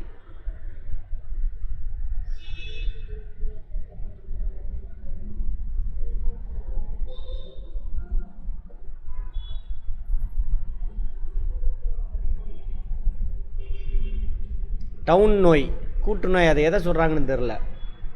அது எதனால் பிரிக்கிறவன் அன்னிஃபினாய்டி. 21வது ஜோடி குரோமோசோமில் ஏதோ பிரச்சனை இருந்தாக்கா அது உருவாகுமாம் அந்த நோய். அது மட்டும் என்னன்னு செக் பண்ணணும். அது டவுன் சிண்ட்ரமா, டவுன் சிண்ட்ரம். ஓ, டவுன் சிண்ட்ரம்னா மூளை வளர்ச்சி குன்றுனாங்க குழந்தைங்க ஒரே மாதிரி இருப்பாங்க பாருங்கள். ஜொல்லொலியிடு மண்டை பெருசாக இருக்கும், கண் இதெல்லாம் இங்கே இழுத்துக்கிட்டு இப்படி இருப்பான். அந்த மாதிரி டவுன் சிண்ட்ரம். எந்த 21வது ஜோடி குறைபாட்டுனால தான் அந்த மாதிரி குழந்தைங்க பிறக்கிறாங்க.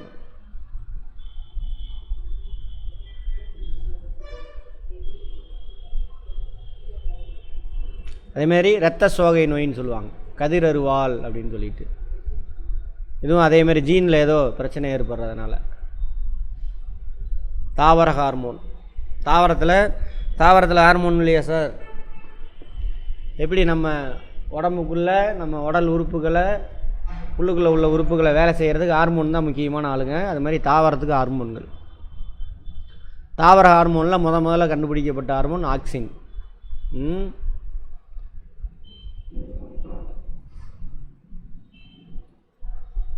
இந்த சொன்னேன் இல்லையா, விதை இல்லாமல் பழம் பழுக்க வைக்கிறது, அது இந்த ஹார்மோன் தான் எடுத்து தெளித்து விடுவாங்க.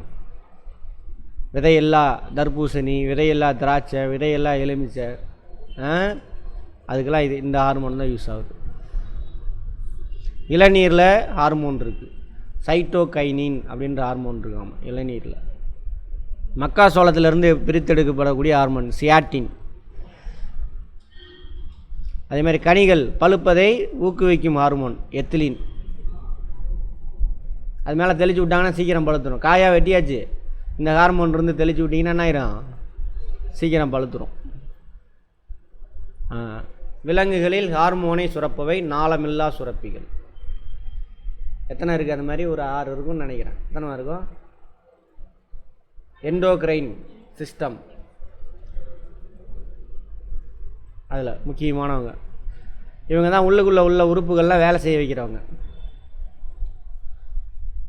இவங்க தான் அந்த ஹார்மோனை சுரந்து விடுவாங்க. இவங்க போய் அந்தந்த உறுப்பை அப்பப்போ வேலை செய்ய வைப்பார். நாளமில்லா சுரப்பி மண்டலத்தை பற்றி படிக்கக்கூடியதுக்கு பேர் என்னது? எண்டோக்ரைனாலஜி. எண்டோக்ரைன் சிஸ்டம்னு சொல்லுவாங்க இங்கிலீஷில். இது எண்டோக்ரைனாலஜி. நாளமில்லா சுரப்பு மண்டலத்தின் தந்தை தாமஸ் அடிசன். அவர் தான் இந்த மாதிரி நாளமில்லா சுரப்பிகள் இருக்குது, அவங்க ஹார்மோனை சுரக்கிறாங்கன்னு கண்டுபிடிச்சிருப்பார் போல் இருக்குது. பிட்யூட்ரி அது ஒரு சுரப்பி. மற்றொரு பேர் ஹைப்போபைசிஸ்.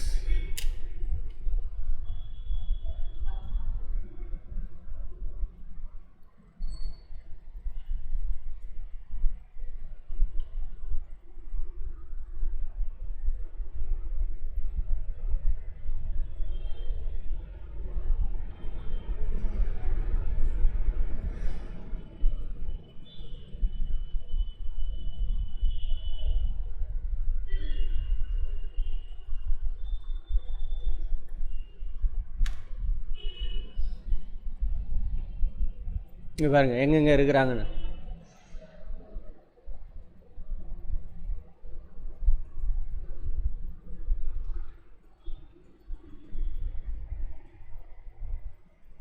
பிட்யூட்ரி மூளைக்கிட்ட இருக்குது. பிட்யூட்ரி கிளாண்ட் இந்த இடத்துல இருக்குது. பிணையல், ஹைப்போதலாமஸ், பிட்யூட்ரி கிளாண்டு, தைராய்டு இங்கே இருக்கிற தைராய்டு. இது 3 மேலே இருக்காங்க மூளைக்கிட்ட. நம்ம செயல்பாடை வச்சு அவங்க ஹார்மோனை சுரந்து விடுவாங்க. ரத்தத்தில் ஓடி வந்து எந்தெந்த உறுப்பு வேலை செய்யணுமோ தூண்டி விட்டுருவாங்க. தைராய்டு இங்கே இருக்கும் கழுத்தில். பேரா தைராய்டு அதுக்கு பேரலாக அந்த பக்கம் இருக்கும். அதுக்கு பேரலாக அந்த பக்கம் இருக்கும் பேரா தைராய்டு. அடுத்தது தைமஸ், அதுவும் இங்கே தான் இருக்கும். அடுத்து அட்ரீனல், கிட்னிக்கு மேலே இந்த இடத்துல இருக்கும். கிட்னிக்கு மேலே. அடுத்தது பேங்க்ரியாஸ், இவர் தான் 2 செயல்படுவார்னு பார்த்துருப்போம். நாளமுள்ள சுரப்பி, நாளமில்லா சுரப்பி. Endocrine, exocrine. நாளமுள்ள சுரப்பியாகவும் நாளமில்லா சுரப்பியாகவும் செயல்படக்கூடியவர் பேங்க்ரியாஸ். கணையம் சரியா? இவர் கணைய நீரை சுரப்பார். அது சாப்பாடு டைஜஷனுக்கு யூஸ் ஆகும். அது வந்துட்டு நாளமுள்ள சுரப்பி. நாளமில்லா சுரப்பி எண்டோக்ரைன். ஹார்மோன் 2 ஹார்மோன் சுரப்பார்னு பார்த்துருப்போம். எது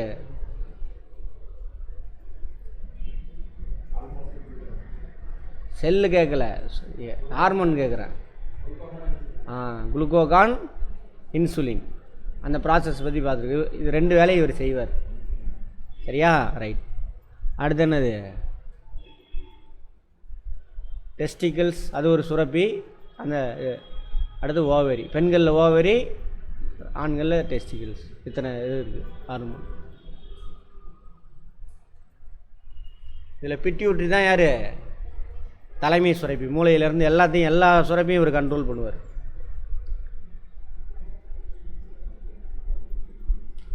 வளர்ச்சி ஹார்மோன் அவரும் பிட்யூட்ரி தான். நம்ம ஹைட்லாம் இருக்குல்ல, அதை தீர்மானிக்கிறது நாளமில்லா சுரப்பி தான். இது எல்லாமே பிட்யூட்ரி. வளர்ச்சி ஹார்மோன். திடீர்னு ஒரு சிலர் பயங்கர ஹைட் ஆயிடுவான், எல்லாம் குள்ளையாக இருப்பான். அவங்க வீட்டில் யாருமே அவ்வளோ குள்ளையாக இருக்க மாட்டாங்க. இந்த சுரப்பி தான் காரணம். அளவுக்கு அதிகமாக சுரந்துருச்சு அப்படின்னாக்க ஹைட் அதிகமாகிடுவான். அந்த மாதிரி. அடுத்தது கால தூதுவர்கள் என்று அழைக்கப்படும் ஹார்மோன் மெலட்டோனின். கால தூதுவர் என்ன பண்ணுவாங்க இவங்க? டைம் ஆயிடுச்சுன்னா தூங்க வைக்கிறது, காலையில் எழுப்பி விடுறது, இதெல்லாம். நீங்கள் அலாரெல்லாம் வைக்க வேணாம், அதுவே எழுப்பி விட்ரும் கரெக்டாக. மெலட்டோனின் ஹார்மோனை சுரக்கும் நாளமில்லா சுரப்பி, பினியல் சுரப்பி. மேலே இருக்கு இல்லையா, தலையில் இருக்கிறது தான் பினியல். மெலட்டோனின். பிட்யூட்ரியை வந்து பிட்யூட்ரி சுரப்பி தான். சரியா? ரைட். அடுத்தது சிறுநீர் பெருக்கத்தின் ஹார்மோன் என அழைக்கப்படுவது வாசோன் பிரசிஸ் அல்லது ஆன்டி டையூரிட்டிக், ஏடிஹெச். அந்த சிறுநீரை கட்டுப்படுத்துதல், அந்த மாதிரி அது சம்மந்தமானது போன்று. அடுத்து தைராய்டு. தைராய்டு ஹார்மோன் உற்பத்தி காரணமானவை டைரோசின் எனும் அமினோ அமில அயோடின். ஆனால் அயோடின் பற்றாக்குறையாக இருந்தால் முன்கழுத்து கேளலை, தைராய்டு பிரச்சனை வந்துடும். காய்டர் பெருசாயிடும், வீங்கிக்கும், ஆள் ஒல்லியாயிடுவாங்க, அதெல்லாம் நடக்கும். உடல் வெப்பநிலையை பராமரிக்கிறது தைராய்டு. அவர் தான் உடல் வெப்பநிலை, பாடி டெம்பரேச்சரை அவர் தான் மெயின்டைன் பண்ணுவாராம். எப்படி பாடி டெம்பரேச்சரை மெயின்டைன் ஆகும் நம்ம உடம்புல? பாடியில் டெம்பரேச்சர் அதிகமாகிடுச்சுன்னா வியர்வை வரும்.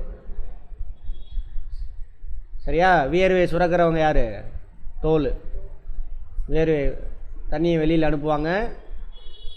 காற்று பட்டவுடனே நம்ம உடம்புல உள்ள வெப்பத்தை எடுத்துக்கிட்டு அந்த தண்ணி ஆவியாக மாதிரி போகும். அப்போ பாடி டெம்பரேச்சர் மாடரேட் ஆகும். பாடி டெம்பரேச்சர் குறைஞ்சதுன்னா என்ன ஆகும்? நடுக்கம் வரும். அப்புறம் குளுக்கோஸை உடச்சி ஹீட் ப்ரொடியூஸ் பண்ணிக்கும். ரைட். ஆளுமை ஹார்மோன் என அழைக்கப்படுவது தைராய்டு ஹார்மோன். ஆளுமை. எல்லாத்துக்கும் தலைமை ஹார்மோன்னா யார்? பிட்யூட்ரி. சரியா? மூளையில் இருக்கிறது. ஆளுமை. ஆளுமைனா நம்ம கேரக்டரு, அப்புறம் அந்த போல்ட்னஸ்ஸு, இதெல்லாம் அதை தீர்மானிக்கிறோம். Hypo thyroid. தைராய்டுக்கு இதாக இருக்கும் வெளிப்பாடுகள். அதாவது ஹைப்போ தைராய்டுனாக்க அந்த தைராய்டு ஹார்மோன் வந்து அவ்வளோவா சுரக்காமல் போகிறது. அதுக்கு பேர் தானே அது ஹைப்போ தைராய்டு. அந்த நோய்க்கு பேர் தைராய்டு ஹார்மோன் கம்மியாக சுரத்தல். அதுக்கு பேர் தானே அது ஹைப்போ தைராய்டு. அதெல்லாம் என்னென்னலாம் நடக்கும்? காய்டர் வருமா, முன்கழுத்துக்கு முன்னாடி இது வீங்கிடும். கிரிட்டினிசம், அந்த மூளை வளர்ச்சி அந்த மாதிரி வர்றது. மிக்சிடிமா, அதெல்லாம் கிரிட்டின்கள் எங்கே வணக்கமா குழந்தைங்களுக்குள்ளே ஏற்படுறது அறிகுறி. பிள்ளையாக இருப்பாங்களாம், குறைவான மல வளர்ச்சி, குறைபாடான எலும்பு வளர்ச்சி, இதெல்லாம் உருவாகும். இது எதனால்? தைராய்டு ஒழுங்காக சுரக்கலை அப்படின்னாக்கா. காய்டர் வந்து பெரிய ஆளுங்கள்ட்ட வரும்.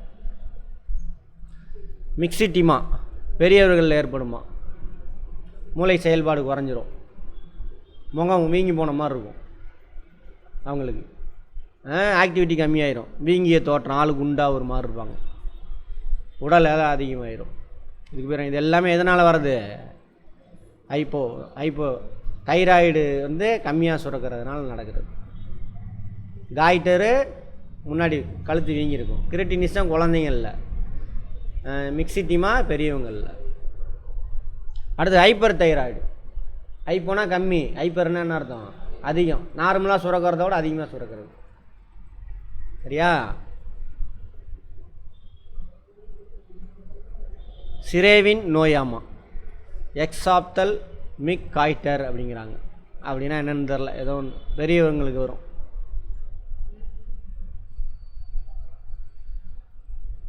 பாராதார்மோன் அப்படிங்கிற ஹார்மோனை சுரக்கிறது பாராதைராய்டு.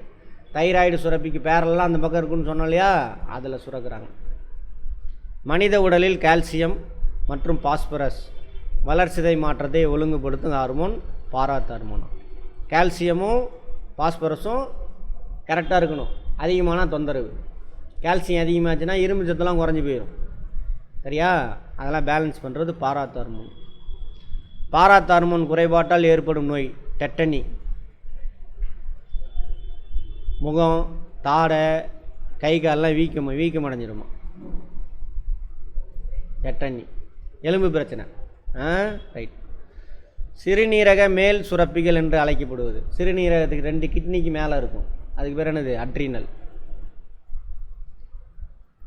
Adrenal cortex. அவங்க சுரக்கக்கூடிய ஹார்மோனுக்கு பேர் என்னது? கார்டிசோல் அப்படிங்கிறது.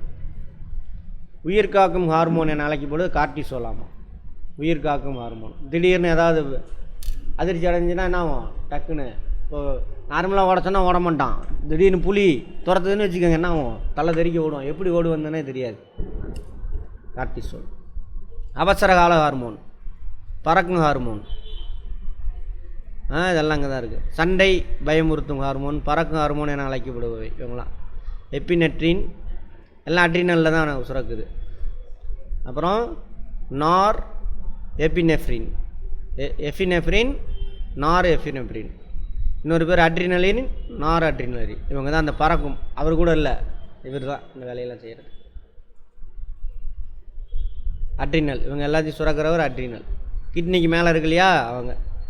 இனப்பெருக்க சுரப்பிகள், விந்தகம் ஆணில், பெண்ணில், அண்டம். இது மட்டும்தான் வேறு 2 பேர்த்துக்கும், மற்றது எல்லாமே ஒன்று தான். நாளமில்லா சுரப்பியாகவும் நிணநீர் சுரப்பியாகவும் செயல்படுவது தைமஸ். தைமஸ் எங்கே இருக்குது? நெஞ்சிலையா? இந்த இடத்துல தானே பார்த்தோம். தைமஸ் 2 வேலை செய்கிறாங்க. ஹார்மோனையும் சுரப்பாங்க, அப்புறம் என்னது? நிணநீர்னா என்னது இங்கிலீஷில்? லிம்ஃபு. நிணநீர்னா என்ன அர்த்தம்? ரத்தம் போகாத இடத்துக்குலாம் இவர் சாப்பாடு எடுத்துகிட்டு போகிறவர், சரியா? டிஷ்யூக்குள்ளே சாப்பாடு எடுத்துகிட்டு போகிறவர்.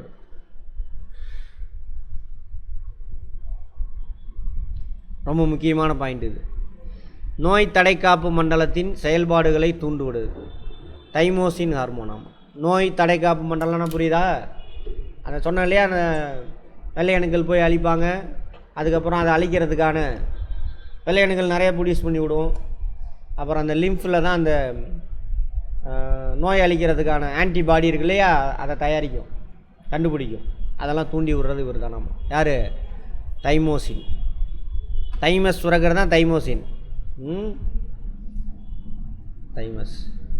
செல் நுண்ணுறுப்புகள் பகுதியா?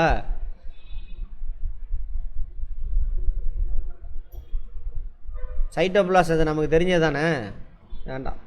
செல் நுண்ணுறுப்புகள் எதில் புதைஞ்சிருக்கும்? சைட்டோபிளாஸில் தான் புதைஞ்சிருக்கும், அதான் சொல்கிறாங்க. மனித உடலில் மிக சிறிய செல் இரத்த சிவப்பணுவாமா. நீளமான செல் எது? நரம்பு செல், நமக்கு தெரியும். நமது உடலான கருமுட்டை என்ற ஒற்றை செல்லில் இருந்து உருவாகிறது, ஜைகோட். அம்மாவோட கருமுட்டை சொன்னோம் இல்லையா, அதுதான் பல இதாக பிரிஞ்சு ஒரே மாதிரியான செல்லாக மாறி அப்புறம் அவங்கள ஸ்பெஷலிஸ்ட்டு விதவிதமான செல்லாக மாறுறாங்க. உரையீட்டு திசு பார்த்தோம்ல, நிறையா செல்லு சேர்ந்து ஒரு வேலை. அதில் உரையீட்டு திசு, அதான் எபித்திலிய திசு. எங்கே இருக்கும்? இது வார்த்தையிலே அர்த்தம் இருக்குது. எல்லா நம்ம உடம்பு மேலே உள்ள ஸ்கின்னு ஒவ்வொரு உறுப்புக்கு உள்ளேயும் இருக்கும், வெளியிலையும் இருக்கும். உள்ளனா எங்கே? இப்போ இறைப்பைனா உள்ளேயும் இருக்கும், வெளியிலே இருக்கும். இதயனாக்கா வெளியில் இருக்கும், உள்ளுக்குள்ளே கேப் இருக்குது, அங்கேயும் இருக்கும், கவர் ஆகிருக்கும். ஆமாம், லேயர் மாதிரி ஒரு லேயர் சதை இருக்கும், அதுக்கு மேலே லேயர். விலங்குகளின் அசைவு மற்றும் இடப்பெயர்ச்சிக்கு தான திசு எது? தசை திசு. தசை திசு தான் என்ன பண்ணும், சுருங்கி விரியும். ஆமாம். ஒரு சிக்கலான உயிரினம் எத்தனை அடிப்படை திசுக்களை கொண்டு உள்ளது? 4 டிஷ்யூவாவது இருக்கும். மனித கண்ணால் எத்தனை நிறங்களை வேறுபடுத்தி காண முடியும்? 10 மில்லியன்லேருந்து 12 மில்லியன். இது முன்னாடி பார்த்துட்டோம்ல, இங்கே இருந்துச்சா? ஃபிசிக்ஸில் பார்த்தோமா? ரைட். உயிர் கடிகாரத்தை பேணுவதற்கு மனித உறுப்பு பயன்படும் மனித உறுப்பு கண். உயிர் கடிகாரம் ஆமாம் தானே? டைம் ஆயிடுச்சு, நைட்டு தூக்கம் வரும், ஸ்க்ரீன் போச்சா, நெட்டு இல்லைன்னு அர்த்தம். ரைட். அப்போ நம்ம உயிர் கடிகாரம். இப்போ டயர்ட் ஆயிடுச்சு உடம்பு, நீங்கள் தூங்குறீங்களா இல்லையோ, என்ன கண் அப்படியே சொக்கும். நம்ம தானே கொஞ்ச நேரத்துக்கு முன்னாடி மோனிகா கூட அப்படியே சொக்குச்சு. கிளாஸ் அட்டன் பண்ணு தான் தோணுது, ஆனால் என்ன ஆகுது, அப்படியே சீக்கிரம் எழுந்திரிச்சிருப்பீங்க, அதனால் என்ன ஒரு சின்ன ரெஸ்ட்டு கேட்கும். என்ன ராஜ்குமார்? அது மாதிரி அதே மாதிரி உடம்பு ஃப்ரெஷ் ஆகிடுச்சு, டக்குன்னு கண்ணை முழிச்சிருவோம். அதுக்கு தெரியும், ரைட் ஃப்ரெஷ் ஆகிட்டோம் அப்படின்னு. அதனால காலையில் முழிச்சோன்னே எந்திரிச்சிடணும். எந்திரிச்சிட்டிங்கன்னா அன்றைக்கி நாள் ஃபுல்லாக சூப்பராக இருக்கும். கொஞ்சம் நேரம் கழித்து எந்திரிக்கலாம் அப்படின்னு திரும்ப தூங்குனீங்க, முடிஞ்சு போச்சு கதை. ஆமாம், நல்லா. மனிதனுடைய கண்ணின் வெண்மையான பகுதிக்கு பேர் என்னது? ஸ்க்லீரா. கேப்ஸ் போட்டுக்கிறோங்க. மனித கண்ணின் கோலை கண்ணீரை சுரந்து கண்ணை ஈரமாகவும் தெளிவாக வச்சிருக்கக்கூடியது அது கன்ஜக்டிவாகும். அந்த பார்ட் கண்ணில் கண்ணுக்குள் நுழையும் ஒளியை விலகலடைய செய்யும் பணியை செய்வது கார்னியா. விழி வெண்படலம். மேலே வெள்ளையாக அந்த கருவிழி இருக்குல்ல, அதுக்கு மேலே அப்படி வெள்ளையாக இருக்குது. கருவிழிக்கு மேலே வெள்ளையாக வெங்காயத்தாள் மாதிரி இருக்கும். அவர் தான் விலகல் அடைய செய்கிறாரு. கருவிழிக்கு பேர் ஐரிஸ். ஐரிஸ் மேலே வெள்ளையாக போத்திருக்குல்ல, அதானது கார்னியா. இதை தான் எடுப்பாங்க எப்போ கண் எடுக்கிறாங்கன்னு சொல்கிறாங்களா. இந்த ஒரு சும்மா இந்த லைட்டாக ஒரு வெங்காயத்தாள் மாதிரி இருக்கும் கருவிழி மேலே, அதை தான் எடுப்பாங்க. கண்ணெல்லாம் நோண்ட மாட்டாங்க. முன்னாடி பார்த்தோம்ல அதை. ஆமாம். வீட்டு பக்கம் யாராவது கிளவி தாத்தாலாம் இறந்தாங்கன்னா ஃபோன் பண்ணி கண்ணை நோண்டிட்டு போக சொல்லுங்க, வந்து 4 பேர்த்துக்கு கண் கிடைக்கும். ஒளியை கண்ணின் உள்ளே அனுப்புவது கண் பாவை. இங்கிலீஷில் என்னம்மா அதுக்கு பேர்? நடுவில் ஹோல்ஸ் இருக்கும்ல, அது இந்த கருவிழிக்கு நடுவில் ஒரு ஹோல்ஸ் தான் கண் பாவை. அது வழியாக தான் போகும். என்னது அது பேர் என்ன? சரி, யோசிச்சு சொல்லுங்கள். லென்ஸுக்கும் விழி வெண்படலத்துக்கும் ஊட்டமளிக்கிறது. லென்ஸுக்கும் விழி வெண்படலத்துக்கும் ஊட்டமளிப்பது அக்வஸ் திரவம். கண்ணின் உட்பகுதி முழுவதும் உள்ளுக்குள்ளே கொலன்னு இருக்கும். உள்ளுக்குள்ளே இது வெளியில் ஊட்டமளிக்கிறது. கண்ணுக்குள்ளே, அதாவது இப்படி இருக்கா கண், இங்கே தான் இந்த வெளியில் லென்ஸு கின்ஸ்லாம் இருக்குது. இதான் விழித்திரை, இதுக்குள்ளே இருக்கும். அதுக்கு பேர் என்னவா? விட்ரியல் திரவம். பின் கண்ணறை திரவம். கோழிக்கண்ணு ஆட்டுக்கண்ணு மென்னம்னா உடஞ்சி தண்ணி வரும் பாருங்க, அதை தான் சொல்கிறாங்க. ஓய்வு நிலையில் இருக்கும் பொழுது கண்ணை சராசரியாக 15 to 18 முறை சிமிட்டுவோம். கண்ணை சிமிட்டாமலாம் இருக்கக்கூடாது, கண்ணை சிமிட்டணும் நம்ம. அதே உடற்பயிற்சியின் மூலம் 25க்கு மேலே இருக்குமா. நுரையீரலை தாங்கும் தசை உதரவிதானம். நம்மளையா பார்த்தோம் இல்லையா, இப்படி எம் ஷேப்பில் இருக்கும். இது மேலே தான் நுரையீரல் இருக்கும். டயஃப்ரமா.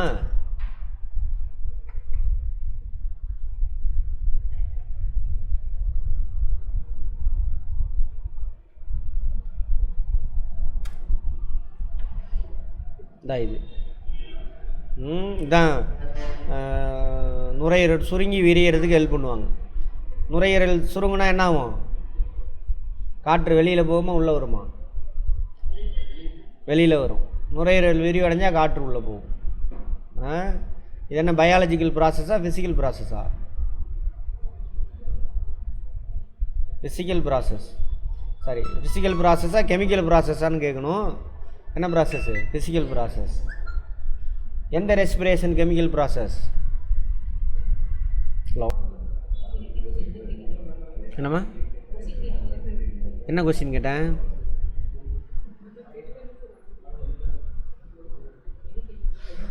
என்ன கொஸ்டின் கேட்டேன்? அந்த அது வேறு என்னது?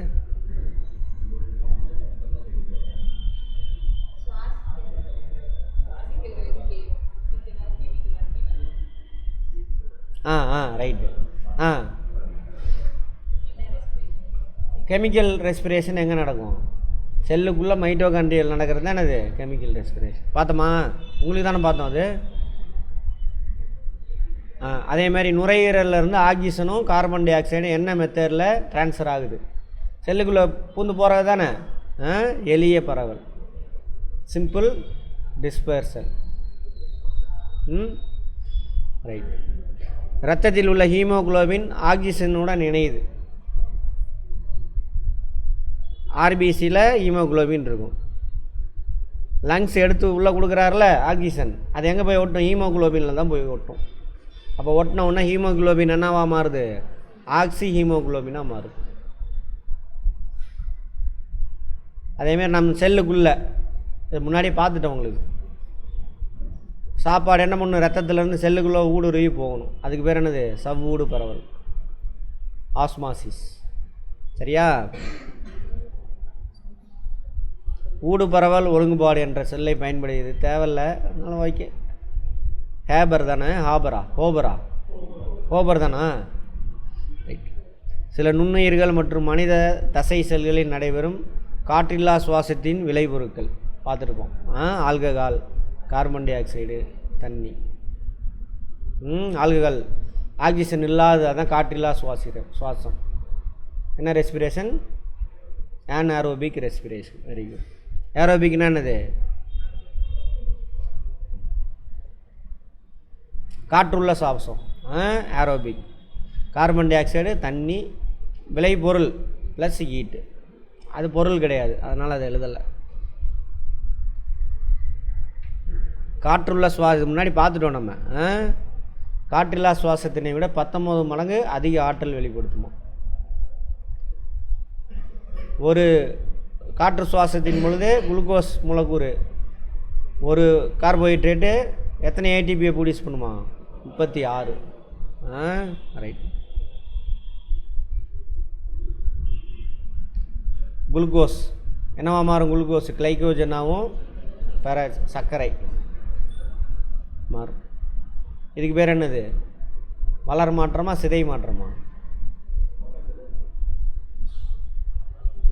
வளர்றது சின்ன மாளிகையில் பெருசாக மாறுது, வளர் மாற்றம்.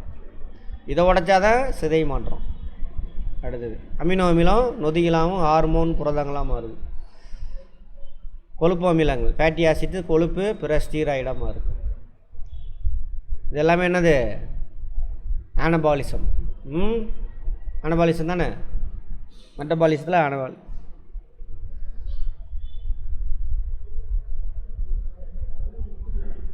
அதிகமான புரதம் உள்ள பருப்பு வந்து எது? சோயாபீன்ஸ்.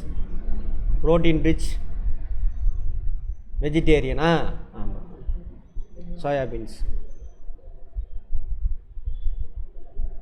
நோய் எதனால்?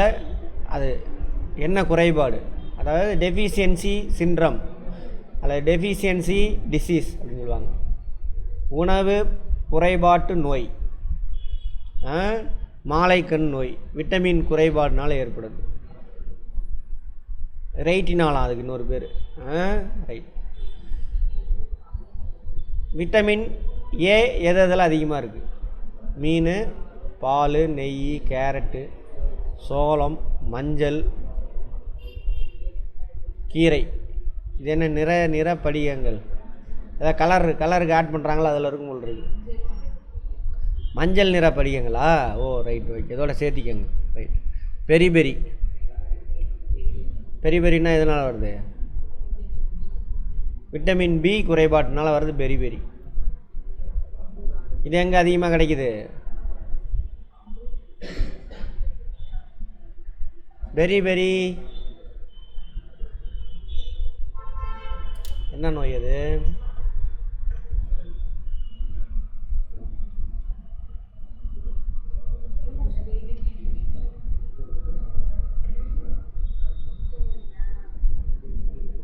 இந்த மாதிரி வருதா? சரி சரி.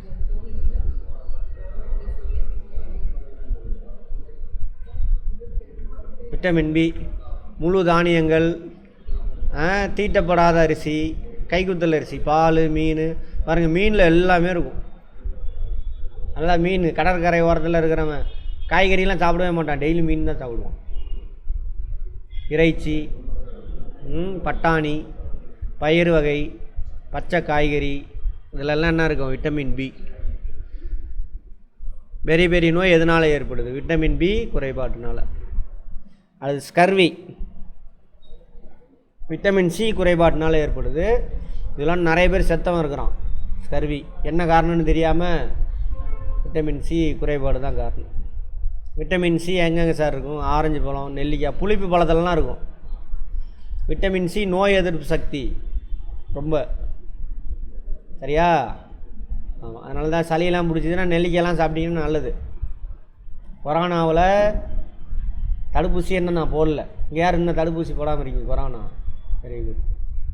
நான் இன்னும் போடல, ஆனால் எனக்கு வந்துச்சு. தொண்டையை கவ்வும், நெஞ்செல்லாம் ஒரு மாதிரி இருக்கும், மூச்சு தானே வரும் பயங்கரமாக. அப்போ நெல்லிக்காய் தான் வாங்கிட்டு வந்து சாப்பிடுவேன். சாப்பிட்டா சரியாக போயிடுச்சு. தக்காளியில் என்ன இருக்குது? விட்டமின் சி இருக்குது. நம்ம என்ன பண்ணுவோம்? சாப்பாட்டில் தக்காளி இருந்தால் எடுத்து ஓரமாக வச்சுருவோம். ஆமாம் தானே? சாப்பிட்ணும். அதுக்கு தான் என்ன பண்ணுறாங்க இப்போலாம் அம்மாலாம் அரைச்சி ஊற்றிடுறாங்க. அடுத்து ரிக்கெட்ஸ், எலும்பு உரிக்கணும், எலும்பு வீக்காக இருக்கும். விட்டமின் டி குறைபாட்டுனால. இது பேர் கால்சிஃபெரல். கால்சியம் கம்மியாக இருந்தாலும் இது வரும், விட்டமின் டி கம்மியாக இருந்தாலும் இது வரும், சரியா? விட்டமின் டி வந்துட்டு கால்சியமால் ஆனது தான் எலும்பு. ஆனால் அந்த கால்சியத்தை எடுத்துகிட்டு போய் எலும்பில் ஒட்ட வைக்கிறவர் யார் சார் அப்படின்னா விட்டமின் டி தான். விட்டமின் டி எங்கே புடிசாகும்? வெயிலில் சுற்றினா அதுவே வந்துடும். அதனால தான் இங்கிலீஷ்காரெலாம் என்ன பண்ணுவான்?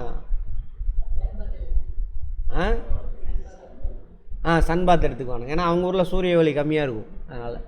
சரியா? நம்ம ஊரில் வெயிலே இருக்கும், எல்லாம் ஏசியை போட்டுட்டு வெயிலில் வெளியிலே போக மாட்டேங்கிறோம். அப்போ எலும்பு வீக் ஆகிரும், பார்த்துக்கோங்க. சரி, மீன் பாருங்கள், மீன் எல்லாதே இருக்காது. மீன், எண்ணெய், முட்டை, சூரிய ஒளி நம்ம தோலில் உருவாகும். முக்கியமான கேள்வி. ஹலோ, நரம்பு பலவீனம், கண் பார்வை, மலட்டுத்தன்மை. பலவீனமான கண் பார்வை, மலட்டுத்தன்மை, இதெல்லாம் கண் பார்வை குறைவு, இதெல்லாம் இது இதனால் விட்டமின் இ. போக்கோ பெறலாமா அந்த நோய்க்கு பேர்? தாவர எண்ணெய், பச்சை காய்கறி, முழு கோதுமை. நம்ம ஊரில் கோதுமை தேவையில்லை. மாம்பழம், ஆப்பிள்லாம் நம்ம ஊரில் சாப்பிடக்கூடாது, சாப்பிடாதீங்க. கீரை, நெல்லிக்காய் சாப்பிடுங்க. மாம்பழம் சீசனில் சாப்பிடுங்க ஒழுங்கா. அவன் பித்தம், அப்புறம் என்னது சூடு பிடிச்சிக்கும், அதெல்லாம் சும்மா.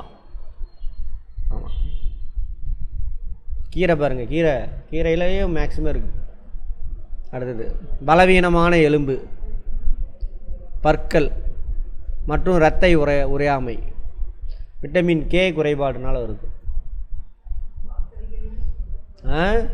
பச்சை காய்கறிகள், தக்காளி, முட்டைக்கோசு. நம்ம ஊரில் விளையிற பச்சை காய்கறிலாம் நம்ம அப்படியெல்லாம் சாப்பிட முடியாது. நம்ம பீட்ரூட்டு, கேரட் அதுங்களை சொல்கிறான். நம்ம ஊரில் எது பச்சையாக சாப்பிட முடியும்? வெண்டைக்காய் சாப்பிட்லாம், தக்காளி சாப்பிட்லாம், வேறு எது பச்சையாக சாப்பிட்லாம்? அது ரெண்டு தான் சாப்பிட முடியும் பச்சையாக. ஒரு சிலர் முள்ளங்கி சாப்பிடுவாங்க. முள்ளங்கி, ஸ்டார் ஹோட்டல்லாம் பாருங்கள், முள்ளங்கி ஸ்லைஸ் போட்டு வச்சுருப்பான், சாப்பாடில் சேர்த்திக்குவாங்க. மாங்காய் ரைட்டு, அவ்வளோதான். அப்புறம் முட்டை, பால் ப்ராடக்ட், மில்க் ப்ராடக்ட். வெங்காயம் சாப்பிட்லாம் பச்சையா. ஆமாம், அதெல்லாம் சாப்பிடுங்க. அடுத்து முளை கட்டிய பாசிப்பயிரில், பாசிப்பயிர் இருக்கு இல்லையா, முளை கட்டி, அதை எப்படி கட்டணுன்னா இன்றைக்கி காலையில் ஊற வச்சிடணும், நைட்டு வரைக்கும் ஊறணும். நைட்டு தூங்கும் போகும்போது என்ன பண்ணுங்க, ஒரு துணியில் வச்சு கட்டி வச்சிடணும். அடுத்த நாள் முளைச்சிருக்கும். அதில் இவ்வளோ இருக்குது: விட்டமின் பி, சி, கே இதெல்லாம் அதிகமாக இருக்குது. அதுதான் இது.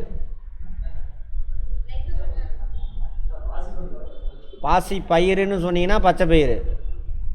சரியா? பச்சை பயிரை தான் பாசி பயிருமாங்கம்மா.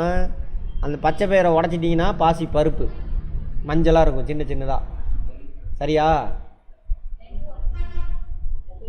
ரெண்டும் ஒன்று தான், ரெண்டும் ஒன்று தான். ஆமாம், உடச்சி தோலை எடுத்துட்டீங்க அப்படின்னாக்கா பாசி பருப்பு. புரிஞ்சுச்சா? உடைக்காமல் இருந்தால் பாசி பயிறு இல்லைனா பச்சை பயிறு.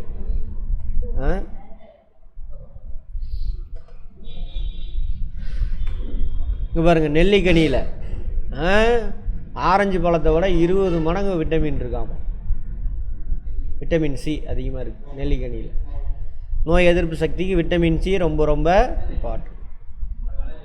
2 நெல்லிக்காயுமே, பெரிய நெல்லிக்காய், அரை நெல்லிக்காய், முழு நெல்லிக்காய். அடுத்து தாது உப்புகள். அது விட்டமின் ஆர்கானிக் மாலிகுல். தாது உப்புகள் இயற்கையில் கிடைக்கிறது அப்படியே. கால்சியம், ரிக்கட்ஸ், அதை எலும்புருக்கி நோய், அதுதான். இந்த கால்சியம் என்ன வேலையை செய்யும்? வலுவான பல், பற்கள், வலுவான பல், ரத்தம் உறைதல், இதுக்கெல்லாம் கால்சியம். அடுத்தது பாஸ்பரஸ், ஆஸ்டியோ மலேசியா, அந்த நோய்க்கு பேராமா. பாஸ்பரஸ் கம்மியாக இருந்தால் ஆஸ்டியோ மலேசியாவாம். Osteomalacia. இந்த பாஸ்பரஸ் என்ன வேலையை செய்யும்? வலுவான எலும்பு மற்றும் பற்களுக்கு பாஸ்பரஸ் ரொம்ப முக்கியம். அயோடின் பற்றாக்குறை, கிரிட்டினிசம், குழந்தைகளுக்கு பார்த்துருக்கோம். தைராய்டு ஹார்மோன் உற்பத்திக்கு அயோடின் ரொம்ப முக்கியம். இரும்பு சத்து அது கம்மியாயிருச்சுன்னா இரத்த சோகை நோய்.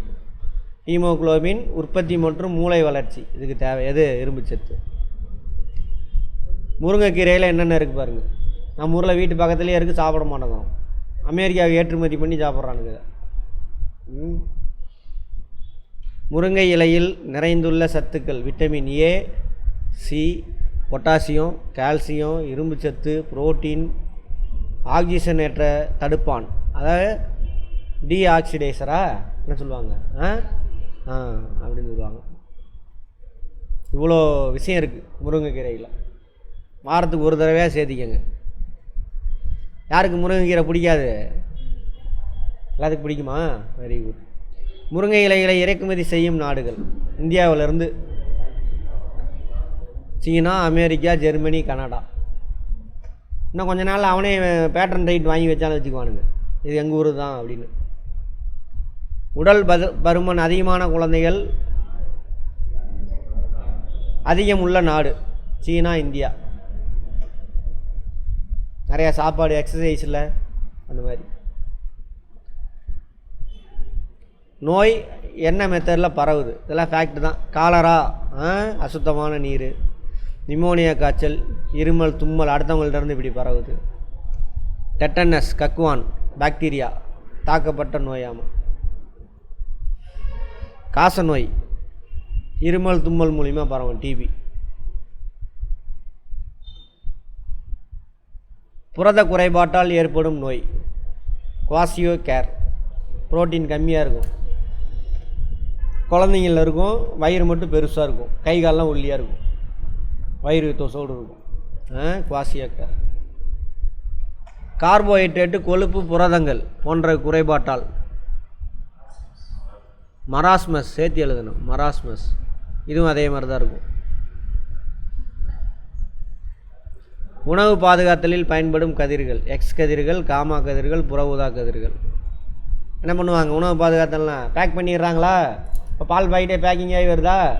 பேக்கிங் ஆனவுடனே ஒரு இதுக்குள்ளே போகும், அங்கே அது மேலே என்ன இந்த கதிர் ஏதாவது ஒன்று அனுப்புவாங்க அது மேலே. அப்போ பால் பாக்கெட்டுக்குள்ளே மைக்ரோப்ஸ்லாம் இருந்துன்னா செத்து போயிடும். சரியா? பால் பாக்கெட்டுக்கு. அக்டோபர் 16 உணவு தினமாக. பாலில் கெட்டு போகாமல் இருக்கிறதுக்காக இந்த பொருள் கலப்பாங்க. ஹைட்ரஜன் பெராக்சைடு அளவுக்கு அதிகமாக போயிடக்கூடாது. ஆமாம், இப்போ கூட நியூஸில் வந்துருக்குமே இது, இந்த பற்றி ஹைட்ரஜன் பெராக்சைடு. அண்ணாமலை இல்லாத பொய்யெல்லாம் போய் மன்னன் உருட்டல் உருட்டிகிட்டு இருந்தானே, ஆவின் பால் அது நிறையா கலக்கிறாங்க அப்படின்னு ஒரு கதையை விட்டான் தெரியுமா? எதுக்குன்னா அவங்க குஜராத் பாலை விற்கிறதுக்காக. இங்கே குஜராத் பால் என்னது அமுல்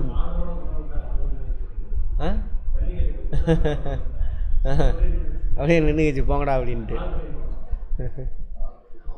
வாழைப்பழம் மாம்பழங்களை பழுக்க பயன்படும் வேதிப்பொருள் கால்சியம் கார்பைடு. கல் வச்சு பழுக்க வைக்கிறாங்கன்னு சொல்லுவாங்கள்ல, அது ஹார்மோன் ஊற்றி பழுக்க வச்சா பிரச்சனை இல்லை, அது நேச்சரு. கல் வச்சு பழுக்கிறது. பச்சை காய்கறி, பாகற்காய், பச்சை பட்டாணி போன்றவை பச்சையாக நிறம் மாறாமல் இருக்க வைக்க காரிய உலோகத்தை மேலே பூசுகிறாங்க. ஃப்ரெஷ்ஷாக இருக்க மாதிரி இருக்கும். ஹலோ,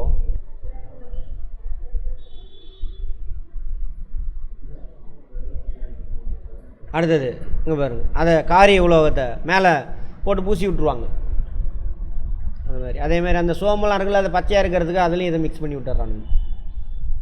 அப்புறம் ஆப்பிள் பேரிக்காய்லாம் இருக்குல்ல, அங்கேருந்து வரும்.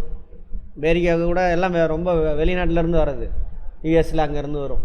மேலே மெழுகு பூசி விட்டுறானுங்களாம். அந்த மெழுகு பேர் என்னம்மா? செல்லாக் அல்லது கார்பனோ மெழுகாமா. இந்த உணவு கலப்படத்துக்கு தடை செய்கிறதுக்கான சட்டம் 1954 விதி 55 சட்டம். விதியை பற்றி நம்ம அங்கேயே பார்த்துருப்போம். உலக சுகாதார தினம். சுகாதாரம்னா என்ன அர்த்தம்? நல்ல சாப்பாடு, சுத்தபத்தமாக இருக்கிறது எல்லாம் சேர்ந்தது. April 7. FCI Food Corporation of India 1965 உருவாக்கியிருக்காங்க. உன்னோட வேலை என்ன? எல்லாத்துக்கும் சாப்பாடு கிடைக்க வைக்கணும். ரொம்ப வறுமையில் பசியில் இருந்தோம் அந்த காலத்தில், அது போக்குறதுக்காக உருவாக்கியிருக்காங்க. அது மாதிரி இதே மாதிரி ஒரு மாநில அரசாங்கம் உருவாக்குச்சுனாக்கா இது ஃபுட் கார்பரேஷன் ஆஃப் இந்தியா மாதிரி சிவில் சப்ளை கார்பரேஷன் ஆஃப் தமிழ்நாட்டில் மட்டும்தான் இருந்துச்சு. 71 72 உருவாக்கியிருப்பாங்க. அதுக்கப்புறம் தான் தமிழ்நாட்டில் சாப்பாடு பஞ்சம் போச்சு. அந்த அடிமை முறையெல்லாம் போச்சு. எல்லாம் கிராமத்துலேருந்து எங்கே வந்தான்? வேலை செய்கிறதுக்கு நகரத்துக்கு வந்தான், படிக்க வந்தாங்க. அப்புறம் இங்கேயே செட்டில் ஆகி மாறிச்சு. இதெல்லாம் தான் காரணம். விவசாய உணவுப் பொருளுக்கான தரச்சான்று அக்மார்க். விவசாய பொருளுக்கு மட்டும்தான் போடுவாங்க அக்மார்க் முத்திரை. ஐஎஸ்பி இந்திய தர கட்டுப்பாட்டு நிறுவனம் வெளியிடக்கூடாது BIS. பிஸ்மார்க்குன்னு சொல்கிறாங்களே,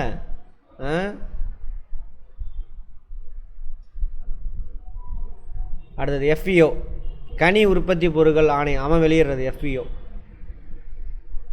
அந்த பழம் சம்மந்தமான இதெல்லாம் சீல் வச்சுருப்பான். அப்புறம் SSAI இந்திய உணவு பாதுகாப்பு மற்றும் தர நிர்ணய ஆணையமா, அவன் வெளியிடுறது.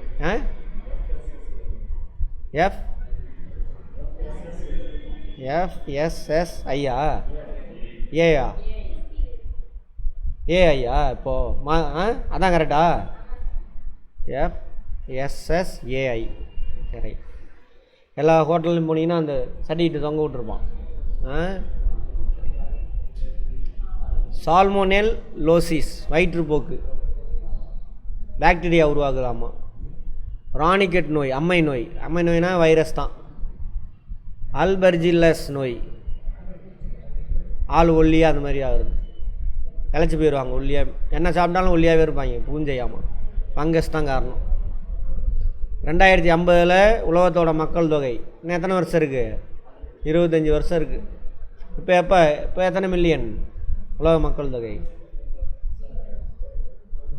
8 மில்லியன். இந்த வருஷத்துலேருந்து ஸ்டார்டிங்கில் 8 மில்லியனா? பில்லியன் போடணும். பில்லியன் இல்லை பில்லியன். அப்போ எவ்வளவு? 800 கோடி பேர் தொட்டாச்சு. 800 கோடி. அப்போ 2050 எவ்வளோ பேர் இருப்பாங்களாமா? 900 கோடி பேர் இருப்பாங்க. 900 கோடி. ஆனால் பூமியோட கெப்பாசிட்டி எவ்வளவு? 50 கோடி தான். சரி, தோட்டக்கலை அப்படின்னா இங்கிலீஷில் ஹார்டிகல்ச்சர். அக்ரிகல்ச்சர்னால் மற்றது. அக்ரிகல்ச்சரில் இது ஒரு டிபார்ட்மெண்ட். கனி, காய்கள், அழகு தாவரம், இதெல்லாம் அவங்க பார்த்துக்குவாங்க. தோட்டக்கலை துறையில் வரும். தோட்டக்கலைத்துறையில் 4 இருக்காமா. காய்கறி பண்ணை, ஒலரி கல்ச்சர், காய்கறி அதெல்லாம் பார்த்துக்குவாங்க. பழவியல், பழம் உற்பத்தி அது சம்மந்தமாங்க. போமோலஜி, பழம். பூந்தோட்டம், ஃப்ளோரி, இதை நாம் வச்சுக்கலாம். Flower, Florey. நில அமைவு தோட்டம், விட்டிகல்ச்சர், அந்த கார்டனிங்லாம் ஏற்படுத்துகிறாங்கள அது. பழங்களின் தரம், உற்பத்தி முறை ஆகியவற்றை முன்னேற்றி மேம்படுத்துவது, உற்பத்தி காலத்தை முறைப்படுத்துவது மற்றும் உற்பத்தி செலவை குறைப்பது ஆகியவற்றை உள்ளடக்கியது தான் தோட்டக்கலைத்துறையாகும். தமிழ்நாட்டில் இருக்குது தோட்டக்கலை. இது ஹார்டிகல்ச்சர் டிபார்ட்மெண்ட்.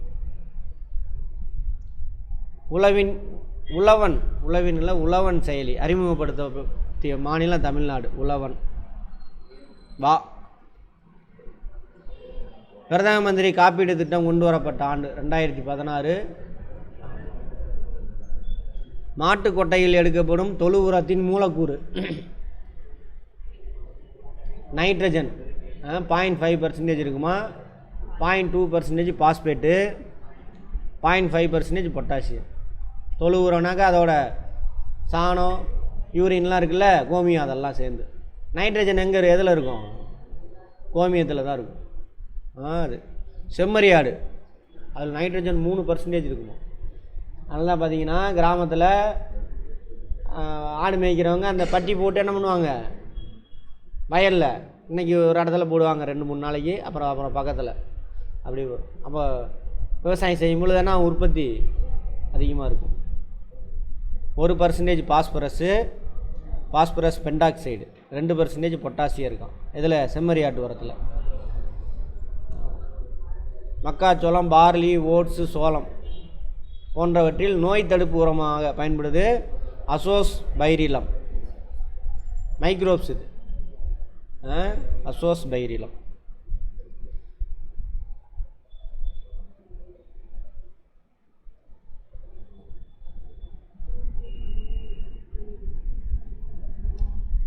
அது மைக்கோரைசா அப்படின்ற பூஞ்சை. சரியா? எலுமிச்சை, பப்பாளிலாம் வந்துட்டு உற்பத்தியை என்ன ஆகுதான், அதிகமடைய வைக்குதாமா, உற்பத்தியை பெருக்குதாமா. அசட்டோபாக்டர் இது ஒரு மைக்ரோப்ஸ் தான். கோதுமை, நெல், மக்காச்சோளம், சோளம் இதெல்லாம் வந்துட்டு உற்பத்தி, மகசூல்னா ப்ரொடக்டிவிட்டி, உற்பத்தி அதிகப்படுத்துது.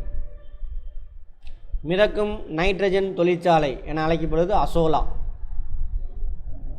இது மைக்ரோப்ஸ் தான்.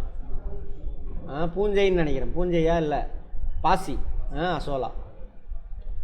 ஆயுஷின் விரிவாக்கம் புதுசாக ஒன்று கொண்டு வந்திருக்காங்க. யோகா, யுனானி, சித்தா. நம்மளுது எது? நாட்டு மருத்துவம். சித்தாவா? சித்தா நம்மளுது. ஹோமியோபதி இதெல்லாம் புதுசாக டிபார்ட்மெண்ட்டு உனக்கு கொண்டு வந்திருக்கானுங்க, யூனியன் கவர்மெண்ட். இந்தியாவில் தயாரிக்கப்பட்ட நீரிழிவு ஆயுர்வேத தடுப்பு மருந்தாமா. Blood glucose regulator, BGR 34. இது பார்த்தோம் இல்லையா, குளுக்கோஸ் அதிகமாகிடுச்சுன்னா நீரிழிவு நோய், சுகர் பேஷண்ட், அதுக்காக ஆயுர்வேதத்தில் தயாரிச்சானுங்களா அந்த மருந்து பிஜிஆர். அதிலேருந்து மாட்டு கோமியம், மாட்டு சாணத்தெல்லாம் மிக்ஸ் பண்ணியிருக்கு போகிறானுங்க. ரைட். பட்டன் காளானின் அறிவியல் பெயர் அகாரிகஸ் பைஸ்போரஸ். சிப்பி காளானின் அறிவியல் பெயர். பட்டன் நம்ம சாப்பிட்றதுல 2 இருக்குல்ல, ஒன்று பட்டன் காளான், ஒன்று சிப்பி காளான். ப்ளூரேட்டஸ். இன்னொரு பேர் வரணுமே.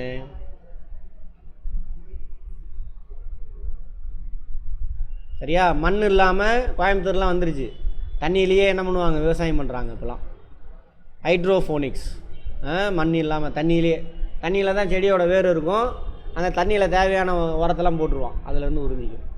மண் இல்லை, கோயம்புத்தூரில் வந்துச்சு வச்சுருக்கான். அதே மாதிரி ஏரோஃபோனிக்ஸ், அதே மாதிரி இன்னொரு மெத்தடு மண் இல்லாமல் பண்ணுறது ஏரோஃபோனிக்ஸ்.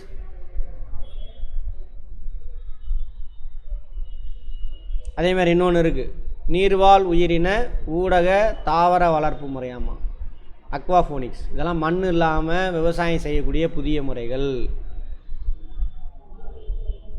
இந்தியாவுக்கு இறக்குமதி செய்யப்பட்ட அயல்நாட்டு கறவை மாடுகள் இவங்களாம். போஸ்டாரஸ், ஜெர்சி, ப்ரவுன்ஸ், ரிஸ், ஆல்ஃபீன்ஸ், ரைசியன் இதெல்லாம் ரஷ்யன் தான் அப்படின்னு போட்டிருக்கானுங்க. இந்தியாவில் நம்ம நாட்டு மாடு அமிர்த் மகால், காங்கயங்காலை, உப்பளஞ்சேரி, மாலவி, சிரி, அலிகார். அன்றைக்கி சொன்னீங்கல்ல குஜராத் மாடு நின்றுச்சு எங்கே அஜய், அது அந்த இறக்குமதி செய்யப்பட்ட இடமா இருக்கும். அடுத்தது ரெண்டுமே பாலும் கொடுக்கும், இழுக்கிறதுக்கு யூஸ் ஆகிறது. அரியான், ஓங்கோல், ராங்கரேஜ், தார்பார்கள். அதேமாதிரி தமிழ்நாட்டில் காங்கேயம், புலிக்குளம், காங்கேயங்காலை, அதுபோக புலிக்குளங்காலை கம்பம் பள்ளத்தாக்கு பகுதியில் வளரக்கூடியது. அவுத்து விட்ருவாங்க, அது மலை மேலே போய் மேற்கு தொடர்ச்சி மேலே மேய்ஞ்சிட்டு அது பாட்டில் வந்துடும். ரெண்டுமே பாலும் கொடுக்கும், இழுவை இனம் ரெண்டுமே. தேசிய பால் பண்ணை வளர்ச்சி கழகம் இயர் போடலையா, NDDP, National Dairy Development board.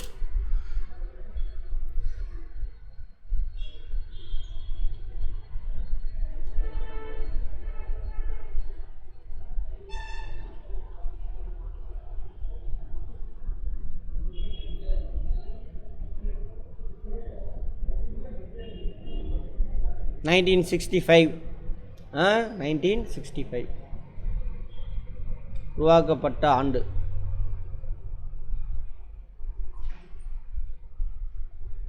இந்தியாவின் வெண்மை புரட்சியின் தந்தை முனைவர் Varghese Kurien. Operation Flood, Operation Flood சரியா. பால் பெருக்கு திட்டம், பால் உற்பத்தியை பெருக்கணும். ஏன்னா நம்ம இந்தியாவில் மழை கொஞ்ச நாளைக்கு தான் பெய்யும், அதை வச்சு விவசாயம் செஞ்சு அந்த விவசாயத்தை வச்சு தான் மக்கள் வாழ்ந்துக்கிட்டு இருக்கான். அடிஷ்னலாக என்ன பண்ணணும், அவனுக்கு வருவாயை பெருக்கணும். அப்போ மாடு கீடெல்லாம் கடனுக்கு வாங்கி கொடுத்து வளர்த்தானா என்ன ஆகும், விவசாயம் இல்லாதப்போ அந்த மாட்டிலேருந்து வரக்கூடிய பாலை விற்று அதில் காசு பார்ப்பான். அது ஒன்று. ரெண்டாவது, நகர்ப்புறத்தில் பால் கிடைக்கும் எல்லாத்துக்கும், குழந்தைங்களுக்கு சரிவிகித உணவு கிடைக்கணும்ல, அது ஒரு பர்பஸ். நீர்வாழ் உயிரிகள் வளர்ப்பு, அக்வா கல்ச்சர், மீன்கீன்லாம் வளர்க்குறோம்ல, இதில் தான் இப்போ நமக்கு நீங்கள் சாப்பிட்ற மீன் எல்லாமே பண்ணை மீன் சொல்லுவாங்க, அது எல்லாமே. அப்புறம் என்னது, இந்த நேற்று கூட ஏதோ ஒரு நியூஸில் வந்துச்சு, முந்தா நேற்று இறால் பண்ணை வச்சுருக்கான், அந்த பக்கம் எவனோ போனான், அவனை அடித்து கொண்டு விட்டானுங்க அவனை, அந்த பக்கம் பண்ணை. இதெல்லாம் அது பேர் தானே அது அக்வா கல்ச்சர். கடலோர மீன் வளர்ப்பில் தமிழ்நாடு 6வது இடம் இந்தியாவில். நன்னீர் மீன் இனங்கள், கொண்டை மீன், கமலா, ரோகு, மிரிகால்லாம் கொண்டை மீன்களாமா. கெளுத்தி மீன், ஜிலேபி, கட்லா தான் அப்படி போட்டிருக்காங்களா, கட்லா, இதெல்லாம் கொண்டை மீன்கள் அப்படின்னு சொல்லுவாங்க. அடுத்து கெண்டையா, ஆமாம் இல்லை கெண்டை மீன், இது கெண்டை மீன். அது இல்லாமல் கட்லா இதெல்லாம் தூக்கிடுங்க, மாற்றிக்கங்க, நல்ல வேலை. கட்லா, ரோகு தானே, ரோகா லோகா எல்லா வரும். புக்கில் என்ன போட்டிருக்கு, அதான் மிரிகால், லோகா புக்கில் பாருங்கள். ஜிலேபி மீன். அடுத்தது விரால் மீன். விரால் மீன் ஒன்று இருக்குது, ரா மட்டும் இந்த ராவான்னு பார்க்கணும், புக்கில் செக் பண்ணுங்க. ஃபிஷிகல்ச்சர், மீன் வளர்ப்புக்கு பேர் என்னது, ஃபிஷிகல்ச்சர். மத்திய கடல்சார் ஆராய்ச்சி நிறுவனம் 1947 உருவாக்கியாச்சு, கேரள மாநிலம் கொச்சியில் இருக்குது. மத்திய உவர்நீர் வாழ் உயிரி வளர்ப்பு நிறுவனம் சென்னையில் 1987. இந்தியாவின் கடல் நீரில் வளர்க்கப்படும் மீன்கள், கொடுவாய் மீன்கள், மடவை, சானஸ். மீனில் என்னென்னலாம் இருக்குது, மீனில் இல்லாதே கிடையாது, எல்லாமே இருக்குது. சரிவிகிதம் ஒன்று. டெய்லி மீன் சாப்பிட்டா கூட நல்லது தான். புரோட்டீனு, அமினோ அமிலங்களான லைசின் மற்றும் மெத்தியோனைன், நிறையுறாத கொழுப்பு, நான் சேச்சுரேட்டட் ஃபேட்டு, ரொம்ப நல்லது. சேச்சுரேட்டட் ஃபேட்டு தான் உள்ளே போய் ஒட்டிக்கும். HDLா LDLா ஒட்டிக்குமா, HDL இருக்குன்னு ஒன்று LDL. ஆமாம், LDL தான் ஒட்டிக்கும், கரெக்ட். அது. அப்புறம் கால்சியம், பாஸ்பரஸ், இரும்பு, சோடியம், பொட்டாசியம், மெக்னீசியம் எல்லாமே இருக்குது. கொழுப்பில் கரையும் விட்டமின்கள் ஏஎன்டி கொழுப்பில் கரையும். கொழுப்பில் மட்டும்தான் கரைவாங்க, தண்ணியில் கரைய மாட்டாங்க அவங்க. நீரில் கரையும் விட்டமின்கள் பி காம்ப்ளெக்ஸ். பியில் ஏகப்பட்டது இருக்குது, அதனால தான் சேர்த்து தான் பி காம்ப்ளெக்ஸ். அப்புறம் விட்டமின் பைரிடாக்சின், சைனோ கோபாலமின், நியாசின் இவங்கெல்லாம் வந்து தண்ணியில் கரையக்கூடியவங்க. ஏடி மட்டும் என்னது கொழுப்பில் கரையாம்னா வச்சுக்கோங்க. நன்னீரில் வளர்க்கக்கூடிய இறால் வகைகள் மேக்ரோ பிராகியம். இறால் வந்து கடலில் தான் இருக்கும். இவனுங்க இப்போ என்ன பண்ணுறானுங்க, பழக்கி நல்ல தண்ணி கொண்டு வந்துட்டானுங்க. ரோசன்பெர்கி, மெக்ரோ பிராகியம், மால்கோசோனி இதெல்லாம் அவ்வளோவா இருந்தாலும் சும்மா பார்த்துக்கோங்க, அவ்வளோதான். நெற்பயிரோடு இறால் வளர்க்கும் முறை பொக்கால் என அழைக்கப்படுது. நெற்பயிரோடு இறால் வளர்க்க முடியுமா? வளர்க்காங்க. நெல் செடி இருக்குன்னு வச்சுக்கோங்க, தூரில் ஃபுல்லாக தண்ணி நின்றுக்கிட்டே இருக்கணும் எப்பயுமே.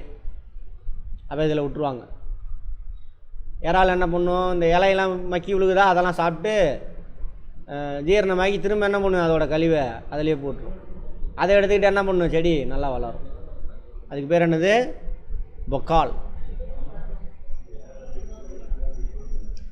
மண்புழு தயாரிக்கிறாங்க, மண்புழு உரம் தயாரிக்கிறாங்கல்ல, அதில் பயன்படக்கூடிய மண்புழு இனங்கள் பெரியோனிக்கஸ் எஸ்கவேட்டஸ், இந்திய நீல வண்ண புழு. நீளத்துக்கு இந்த லாவா வரும், கரெக்டா? ரைட், நீளம். எஸ்செனியா பெடிடா, சிவப்பு மண்புழு. யூட்ரிலஸ் யூஜினியே, இரவில் ஊர்ந்து செல்லும் ஆப்பிரிக்க மண்புழுவாமா. ஆண் தேனியின் ஆங்கில பெயர் என்ன?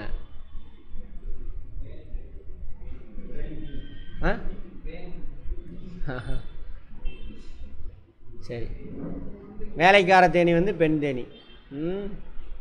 இது ஒரு தடவை செக் பண்ணுங்க நீங்கள். உள்நாட்டு தேனி வகைகள் ஏபிஸ் டார்கெட்டா,